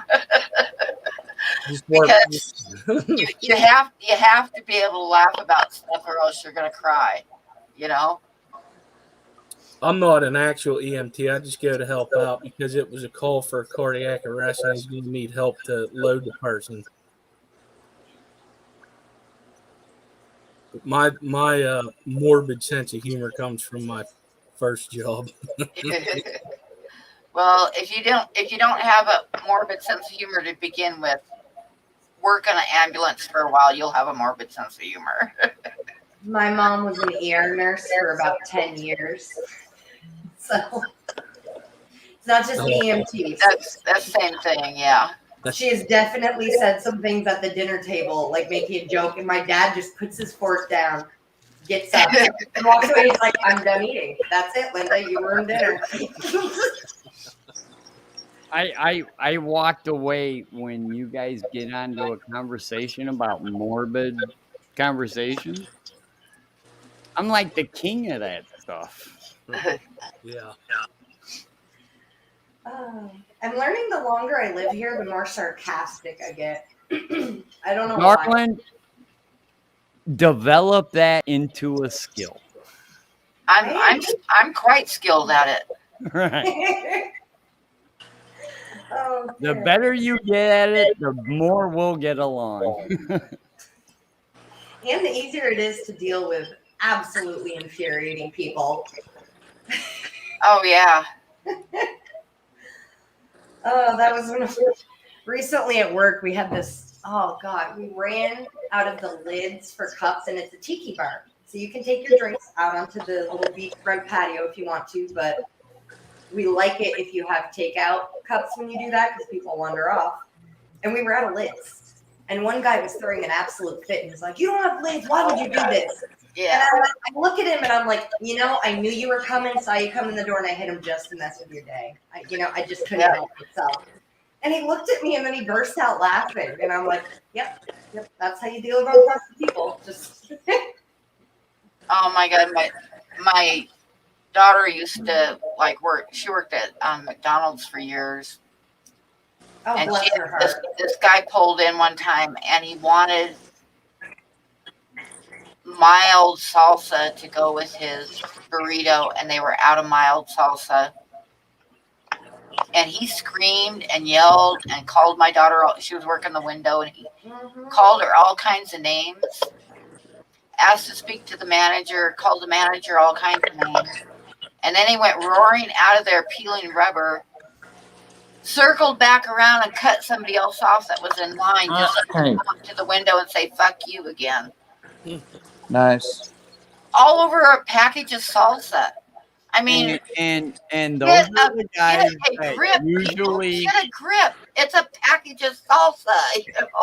I have to say, and those are the guys that are usually going to wake up in county the next day. I gotta say, when you said that, Pam, it reminded me of. So I waitressed my way through college, working at a beer wing joint, and whenever we were out of the mild or out of anything, and people would throw a fit, I would go back to the kitchen and be like, yeah, so he wanted it like low on spice. Can you give him the 3X? And they'd be like, yes, ma'am. Do not, like, you just don't, you don't Oh take my care of other people doing your food. You just don't do Wait. that. When I was deli manager, we had a sale on chicken, on fried chicken, and I had a long line, and I was working by myself, and it was a small deli. We only had 2 fryers, right? Mhm. And I looked, and the chicken was getting low, and we were selling it a lot, right? And it takes like 25 minutes to cook it. So I threw some chicken down real quick, in between customers. I said, excuse me a minute. And you put like the smaller pieces in one fryer because they get done faster than like the breasts and stuff go in the other fryer, right? So both fryers got the chicken going in them for the 8-piece chicken that's on sale. And a couple more people go through, and then this lady gets up in line, and the next person in line bought the last of our Mojos. And she said, I wanted Mojos. What the hell's a And I said, mojo? potatoes, like fried potatoes. Oh. So she wanted Mojos.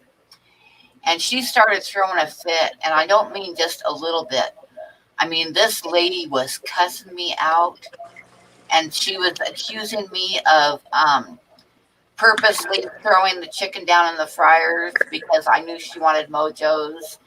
And she wanted me to pull the chicken out, half cooked, and put some Mojos down. I'm like, I'm sorry. No. So the manager ended up getting called over because this lady was throwing a fit. And the guy behind her was an Indian guy. And he said, ma'am, this lady is being so polite and trying to help you. And he says, and you've got your little girl standing there. What are you teaching your little girl? And she turned around and she said, fuck you. You aren't even a fucking American. I mean, this is how nasty this lady was, right? So the manager came over and he told me that when the Mojos got done to give her a pound of Mojos for free. What? Well, I think that was the whole purpose of her throwing the fit, I'm sure, was to get free Mojos, right? Rewarding that behavior? Yeah, that's what you don't do with children. So she's throwing this absolute fit, right?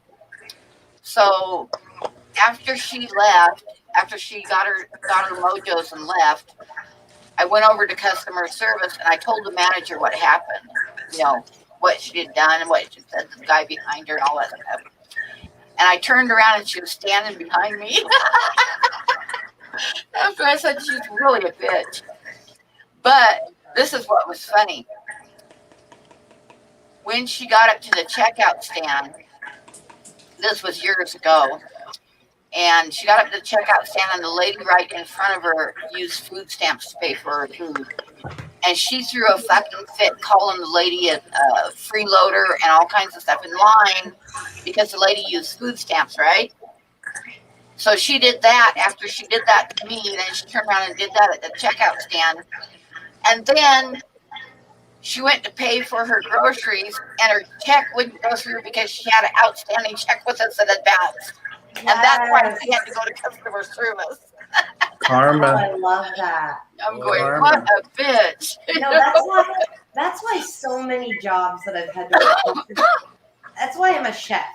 I'm not fit to interact with customers because it reaches a point where in my brain I'm just like yeah.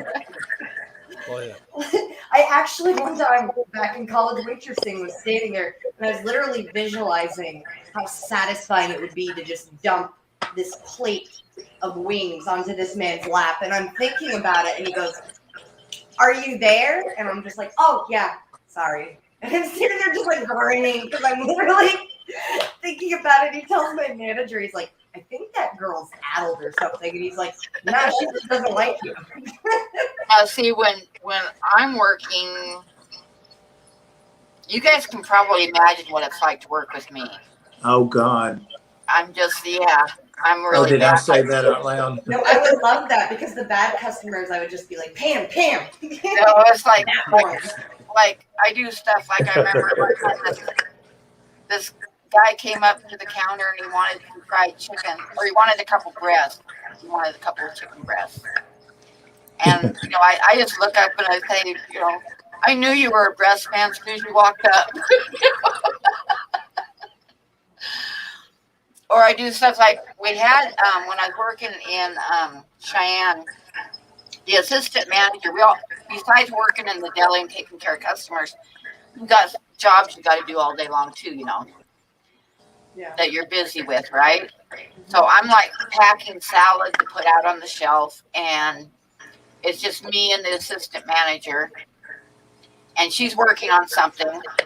And she did this all the time. All the people at work there complained about it. She just looked at me and she looked at the customer and she says, "Somebody will be right with you." And then she turns around and looks at me, right? Because she's not going to wait on the customer. So the next day, it was one of the days that I had to spend the night in a hotel because I couldn't get home. So I had like time to kill before my shift started. So, and we all had like name tags, that had King Super, which is the name of the grocery store, and then your name underneath of it. And I went to the secretary and I asked if I could borrow their tape machine, which is like a little thing for making tags, And I like made a tag and covered up my name, and it said somebody. So my name tag said somebody, because her favorite thing to say is somebody will be right with you. So I changed my name to somebody, right? So, and we always had like a meeting before we started, like a group huddle type thing where they told us what was on sale and all that stuff. So the assistant manager was working and she called for the huddle before we all started our shift. And everybody's covering up their mouths and like pointing at me, like. I got one. And she turned around. You wanna talk about name tags? I was on a job once where they said you had to have your name on your hard hat. Okay. So I show up, and this was back in the day when they had remember the thing where you had to dial and click it? What were those things? I don't even remember what they were called. The little P tag machine. But and they asked me, they were like, "What's your name?" And I said, Dillygaff. That's my name. That's my last name is Dillygaff. So he D-I-L-L-I-G-A-F.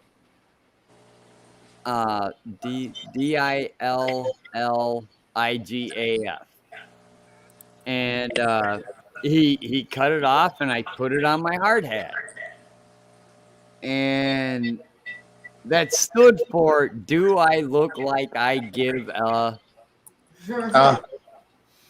Oh, that's cool. The place I worked in college, we had name tags where they would use a label maker to print off your name. Yeah. And we had a lot of pervy guys that came through there. So I would literally every single night pick a different name. They would never come in and ask for me. And it was great because I remember one time I'm standing at the POS. I'm looking for a Shanna girl. No, it was Jennifer. I'll never forget it. I'm working at the POS and I hear some guy at the door asking if Jennifer's working that night. And our hostess is just like, I don't know who you're talking about, sir. And I'm like, I'm wearing a tag that says Beth. And she's like, I don't think we even have a Jennifer. I'm like, she asked me later, she's like, do we don't have a Jennifer? Is that one of the day girls? And I'm like, I have no idea. My youngest's dad didn't speak well. He didn't read and write real well. So he got a job driving truck at the onion plant. And after the first day, he came home and he handed me a file card. And he said, the secretaries in the office want me to write down my name and address for their files. He says, can you do that for me? And I said, sure. So the next day, he comes home from work and he looks at me and he says, what did you write on the file card? And I'm like, why? And he says, because the secretaries were passing it all over the office laughing. He said, "What did you write on the file card, Pam?" I wrote, "Hi, my name is Al. If lost, please return me to," and then I put the address.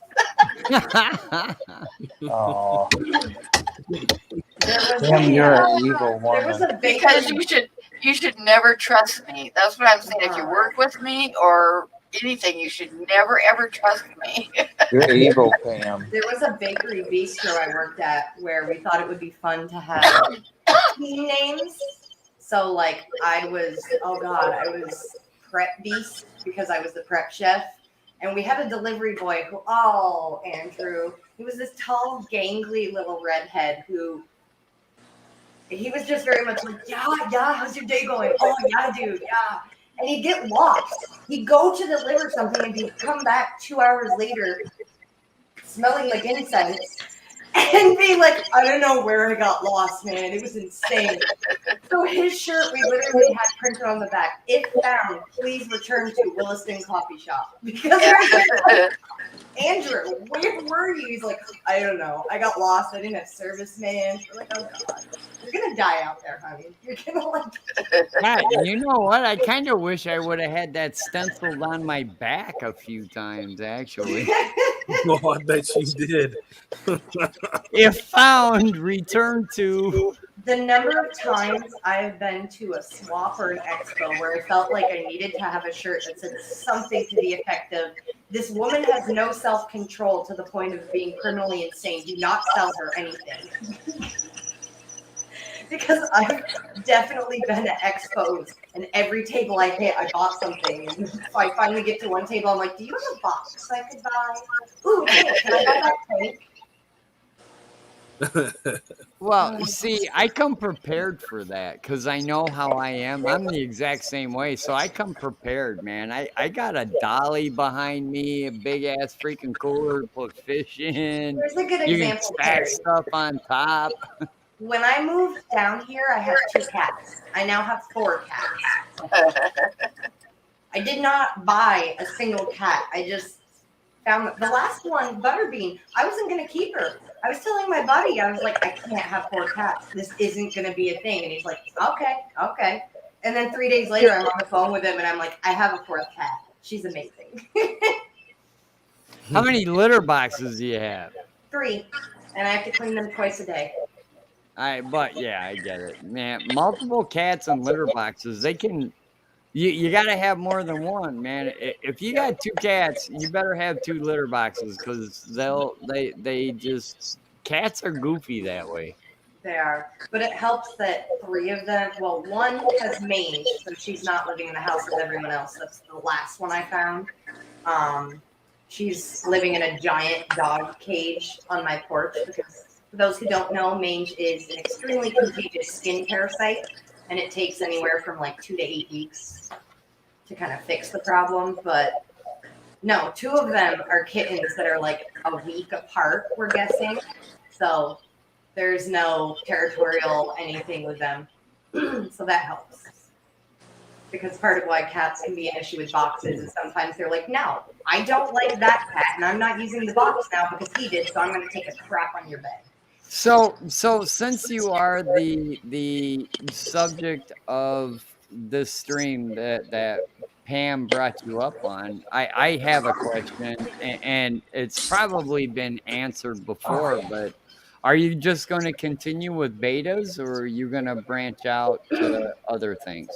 Well, actually, kind of funny because I don't talk about it very much, but I've read a lot. And I've kept a lot. When I left Vermont, I was working with Baddish, Shelley's, Gudgeon's, Red Jewels. See, I know that's the reason I asked is I know you've done a lot more than just betas. So I'm going to, but I'm going to focus a little bit. So my plan is domestic bettas in this room. Outside, I want to do mostly live barrows, near caradinas, epistos, and wild bettas.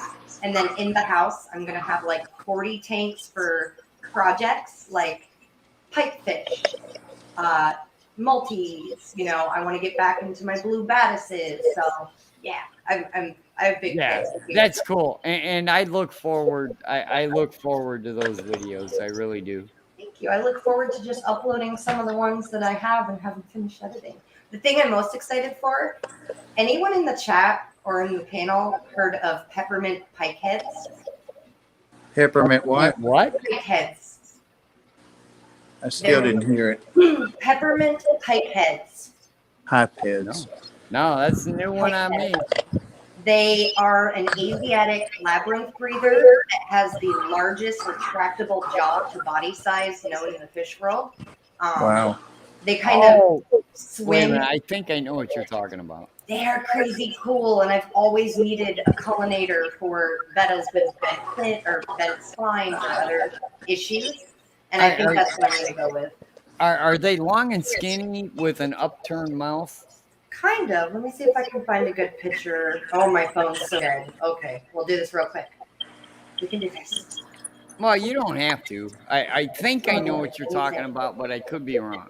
They're amazing. They look like a sparkling gourami that's giant and got elongated. They're not related to what you call it. I'll be right back. I'm going to make a cigarette. I don't know. Yes, I have heard of this. Arowana. Oh, wow, they look like pencil fish. But they're not. Those are cool looking. They get 6 to 7 inches, and their That's jaw, definitely not what I was thinking of. their jaw can extend out of their mouth to the length of a third of their body, Wow. which is Wow, that's cool. so that's my current. I'm dreaming of this fish. I also, and I've never bred these, but I've bred like 8 or 9 species of gouramis. I really want to get a group of moonlight gouramis to raise up, and then I want to breed them because I don't know of anyone having bred them, and they're so hard to find, and they're incredible. You're really into the labyrinth fishes. Yes, I like Yeah. Asiatic species in particular. Anything from Asia, it just, I don't know. They have really interesting mannerisms. They usually have really cool ways of spawning instead of just sticking the eggs to substrate. Like peppermint pikeheads are mouth brooders. So they hold the eggs in their mouth for 21 days, which is pretty cool. Hi, buddy. That's a long gestation or whatever. Some wild bettas and what else? Wild bettas and a couple species of, I can't for the life of me remember what they're called. Some wild bettas can go up to 36 to 39 days. Wow. I didn't know that. Neither did Google when I first got the IDI. Yeah, but Google's always right. Google Yeah. still says there's 83, I think, species of wild bettas. I've personally bred 108. So there's more than that. There's a lot more than that. I think we're up to like 137 recorded species. It's to update. So, what did she already do the auction? Yeah. Okay. Yep, you missed it. Geek Boy for how much was it? Was it 300? 400. 400. Geek Boy got the original drawing for 400. You want to see what I did? Blue Heron. Yeah. I'll show you real quick here. Hang on. I should probably make myself bigger. What time are we on till? Probably another 20 minutes. Okay. 'Cause if it was longer, I need to plug my laptop in. Good Lord. The battery life on these MacBooks, it's just not. Oops, upside down. Oh, that's cool. That's nice. Yeah, it would be mine, Skipper, if I weren't going to that pet exotic thing yet tomorrow. Yes. But like you need more pets, sir. Well, Amber, Everybody. Maria. like you need more cats, Amber. I only wanted 2. She's I got wanted more 2. cats than I do.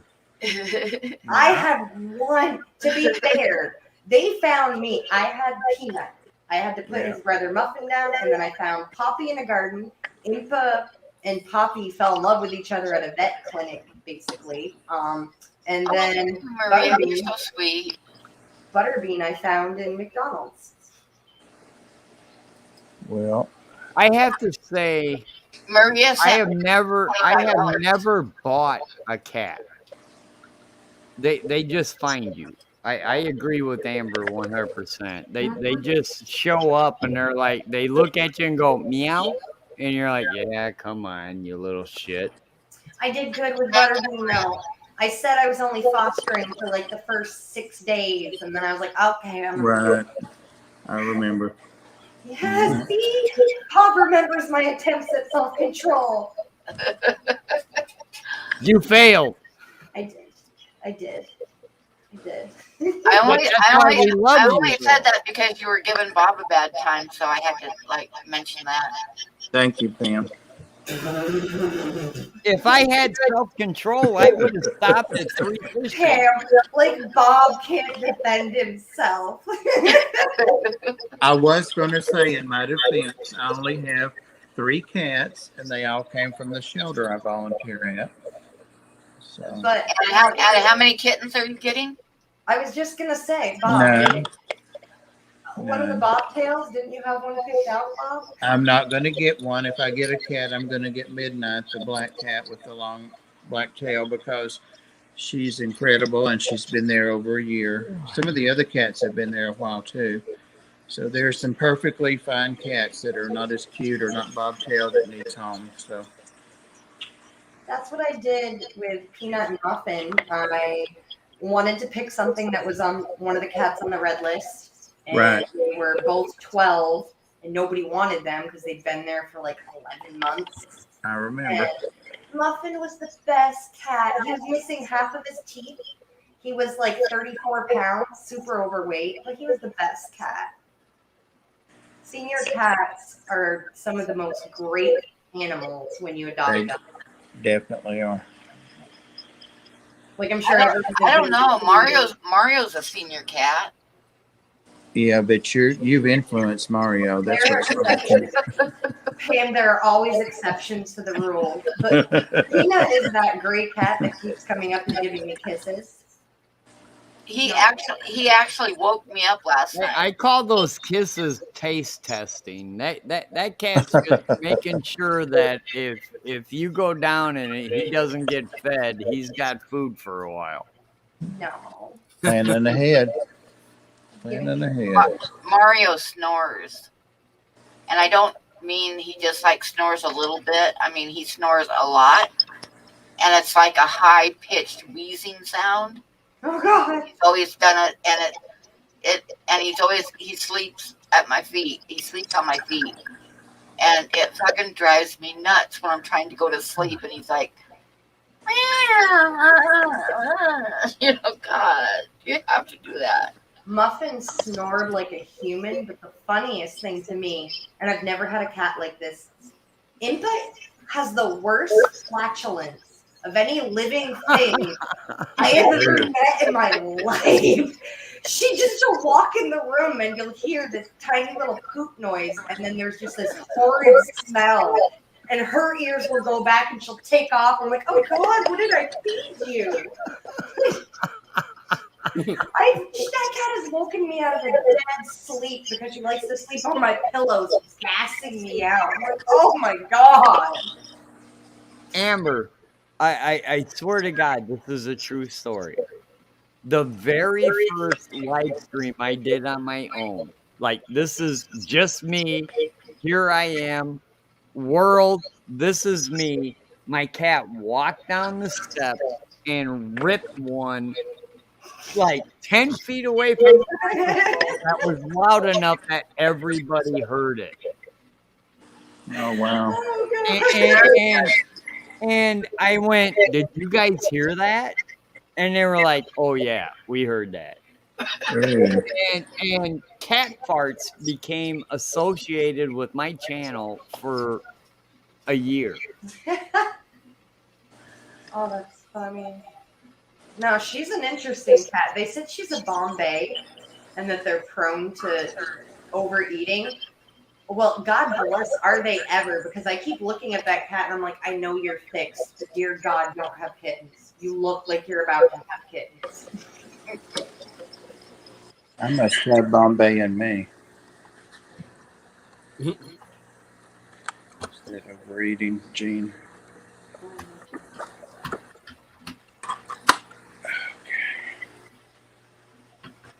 Are steel blue pistos like a captive bred variant, or are they wild type? I just saw that. Amber, did you see your babies? It's a domesticated strain. It's not a wild strain. I did not. There's mommy. Raising hell. She's like, what is that? I want your finger down here. She just ate. They all just ate. Oh, looking so good. Got her heater in her 4-gallon bowl. Oh, her yellows are holding so nicely. Yeah, the light sucks. Yeah. And there's the one you sent me extra. And no boat had a water change, but you'll have one there. That Nemo line. I'm gonna toot my own horn for a second here. That Nemo line is some of my best work. Gorgeous. Yeah, I had to have it. And then here's the run for the baby. Look how demanding. Stop. Just fed you. He's still in a smaller bowl. But today I bought 2 more bowls. There's one of them somewhere over there. Yeah, another 2 more of them. They're on sale. So, yeah. Let's see. You want to see his color, I bet. I love those bowls. I would really like to get a few to put like on top of that. I don't. Am I moving the camera right now? On top of that 10-gallon rack right there. They're half price. The difference in them. Hold it there just a minute, Pam. I'm going to lay this down. I was about to anyway. Oh, good Lord, don't drop that. No, it actually works after I do. Surprisingly, so far. That view gives me anxiety. The one that I was just showing you with the run in it, I'm picking up. It's plastic. It's not even glass. And I'm squeezing this one he's going to go in here. I just want to show the difference. Oh, it's not going to go. Crap. The one that I moved the female into today, she was in a smaller one. It fits right down inside the big bowl, but that one won't. It's a little fatter that he's in, so never mind. Never mind. Actually, I can, for demonstration purposes, I can show you the empty one. Oh, it's just amazing how much difference there is. 2 cats asleep on the table. What else is new? Yeah, I was really surprised when I set this bow down in that new bow there. And of course, they are not really fish bows, they're floral bows. Look how much bigger. Wow. 2 sounds that as a fish keeper give me chills. Sound of glass on glass. I know. Sound of sudden water. Anybody else, when they're done taking a shower, like 15, 20 minutes later, all of a sudden the shower head just does that like leak of water. Yeah. And you have a panic moment where you're like, oh God, wait, damn, it's the shower. It always gets me on the back and I'm like, damn it, 40 years and I still don't know. Yep, every single time I jump up and then I'm like, oh, okay, it's the shower, you're fine. Everyone's fine. But I also have zero regard for the weight limits of wooden floors. I live on a wing and a prayer. I've done okay doing that, but The weight limits of what? wooden floors. Oh, yeah. The last house I was in was 105 years old, and I don't even want to know how much weight I had on all those floors. A lot. A lot. Some of y'all saw the living room racks. There was no bracing underneath that floor. It was just basement.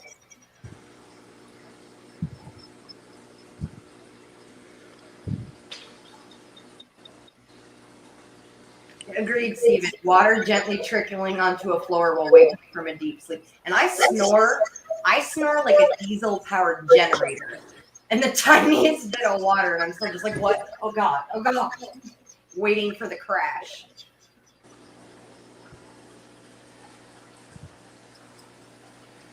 Where would you put those bows? I'm trying to envision. I was thinking in your racks. the top, where is it? I don't know direction. The top of that. That's what I was thinking. Because the other one, I'm going to do 5 gallons along the top of it. Yeah. But I really want to have this room be just floor to ceiling tanks and jars. That's my goal. I hate not to use my little 2.5 gallon tanks. I have 3 of those still with betas, but I think I like the bowls better. 2.5 gallons are great for a lot of things. Yeah. Surprisingly. Despite what's, I could, when I get back into wilds and start getting some of my stock back, you could try Beta Bellica, or there's a number of different wild betta species that would do really well with 2.5. I've only got one wild beta now. Macrostoma, I think. Yeah. Dan had it for a couple years. His females jump out. It always amazes, they're jumpers. It amazes me with macrostoma that people call them the holy grail of wild bettas. I know. I mean, they're beautiful. They're beautiful. But realistically, compared to a lot of others, they're not that rare. They're not that endangered. They're just really hard to breed because they're so aggressive. That's why. Yeah. That's the only reason. They're big, beautiful, and hard to breed. That's why people. But my new breeding project is going to be some wood cats that I'm getting. I can't wait. oh yeah, Dan. In my humble And I opinion, still want to find some of the Indian royal green pipefish. ooh, when I get my stock back, because I had those and I was almost. I think we talked about that. I was going to send you babies when I got the larval raised up a few years back. When I try to get stock back on those, Pam, I can probably order some and send them to you. But before my phone dies, this, in my opinion, is the holy grail of wild bettas. Wow, Beautiful. that's beautiful. And the cool thing about these guys is they have striping Oh on my their body. goodness. Yeah, that as they're going through breeding, enlarge this picture, those stripes Oh wow. will undulate and change color and go in and out, and the red on their gills will actually fire up and down. So all of the light iridescence that you see, it like pulses and flashes like a rainbow Oh fish wow. more intensely. Wow. Those are betta hendras, by the way. Pam, did you get your plants today? You know what? I gotta go check after the stream. They should be there. I should have looked in a mirror before I came on the stream. I told you I finished that drawing a half an hour before the stream, so that's what I've been doing all day. And I did not go to bed at all last night. I worked all night, all through the night, and all through the day on it. Pam, take me off full screen. I'm just staring at my hair. Oh. I literally ran in the door, didn't even look in the mirror, and still weren't closed.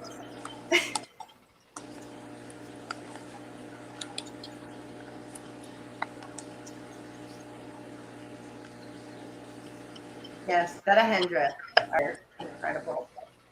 Agreed, chat. 1%. We're gonna die. Sorry, phone. Have you ever kept the went right out of my mind, and they were in the screen there a minute ago. There they are. Tetras, splash tetras. God. Flash tetras are one of the tetra species that I've never worked with, just because they need such specialized setups to breed. And if I'm keeping a fish, I want to try to breed it. Right. Yeah, that's the way I am too. That's like I want to breed them. And yet you never talk about it, Pam. Never.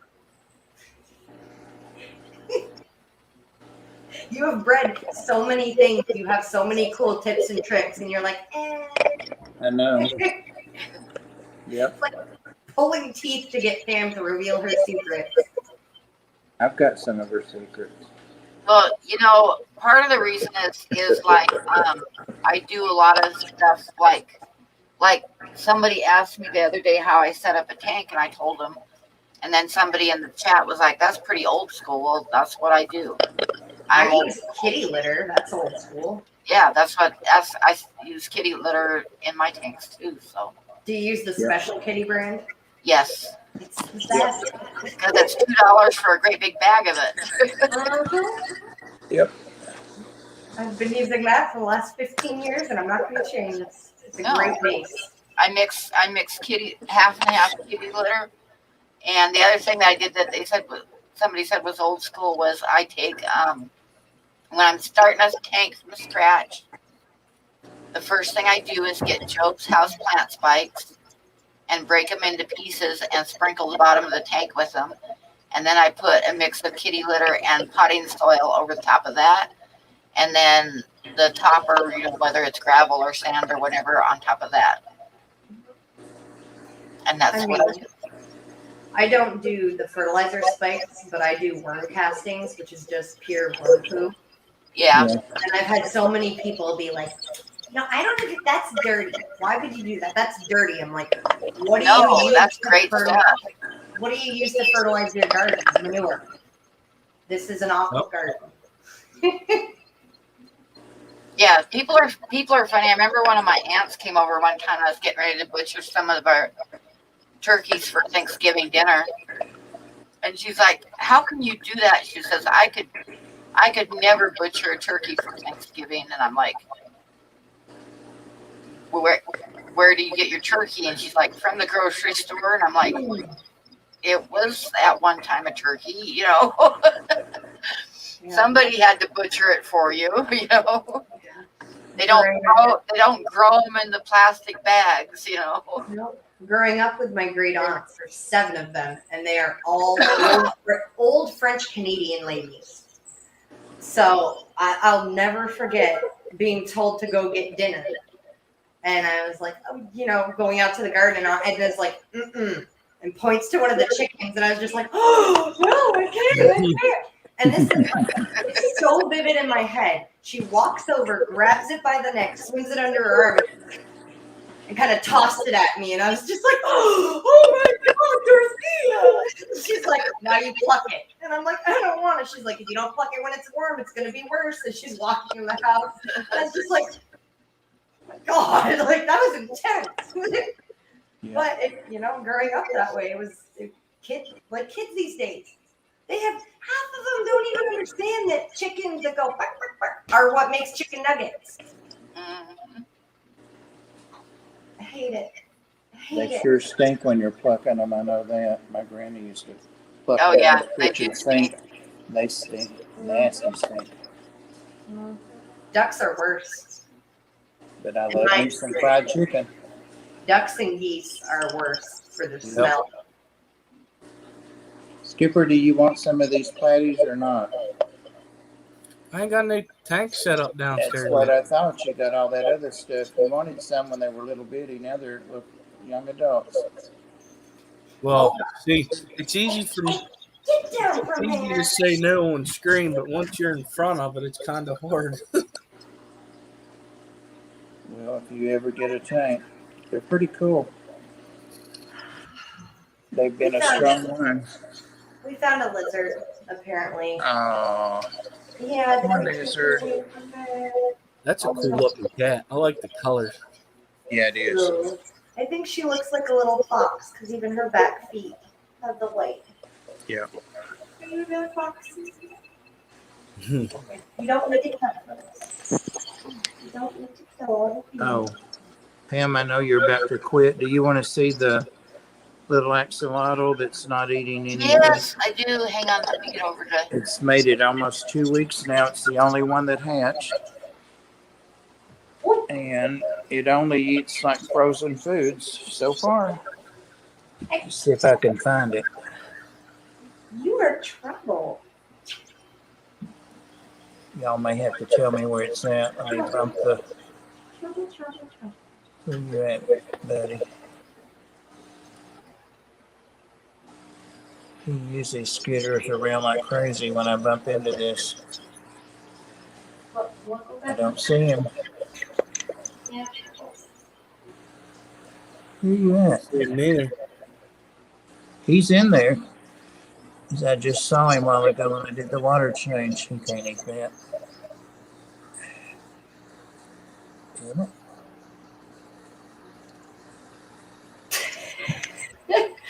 Mike, yes, I only have 4 cats and only 3 of them have been in this stream, Mike.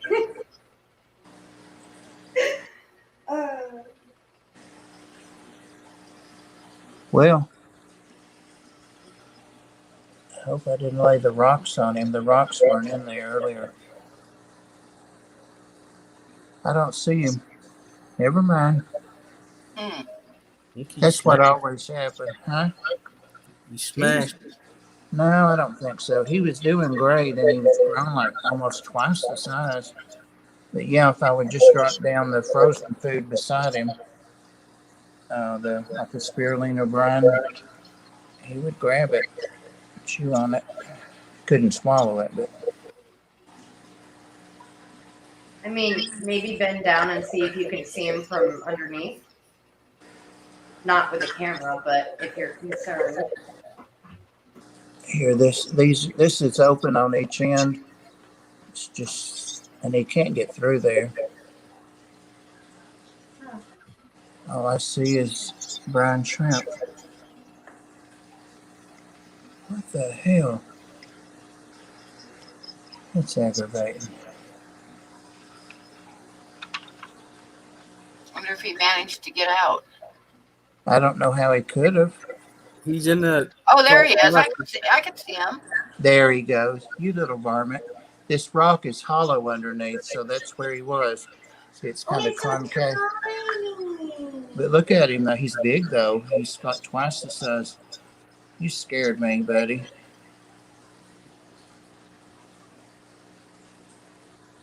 Yeah, I'm going to put this rock back in there. What do you feed them when they're that small? You're supposed to feed them like baby brine shrimp and stuff to elicit movement. But look at him. Boom. He's doing great. But I'm feeding him a little bit. What I put in there is some spirulina brine shrimp. You'll get it. Boy, you scared me. Put that rock back in there. No, I left it out. He'll probably get under the other one now. Probably trying to get out of that light. I see his mother was right under there, like, feed me, forget him. Okay. Okay, guys, I guess we should probably go ahead and call it a night. And I gotta say thank you for Super Chat. Thank you, Geek Boy, for buying the drawing. And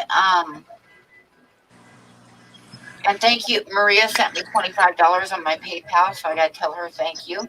Oh. And I know exactly what I'm going to use it for. I'm going to top off my gas tank so I can go for a ride and look for moosers and wildlife. There you go. That's what that's going to get used for. Awesome. So thank you, Maria. And thank you, Amber. And thank you, Terry. And thank you, Bob. And thank you, Skipper. And thank you, everybody, for coming into my kind of impromptu Friday night stream, and we will see you guys tomorrow night for my art stream. Great stream. And I don't know if you guys, anybody who didn't come into my art stream last week, you missed a really good one. First, we had Skipper showing us stuff from the thing he went to. What's it called?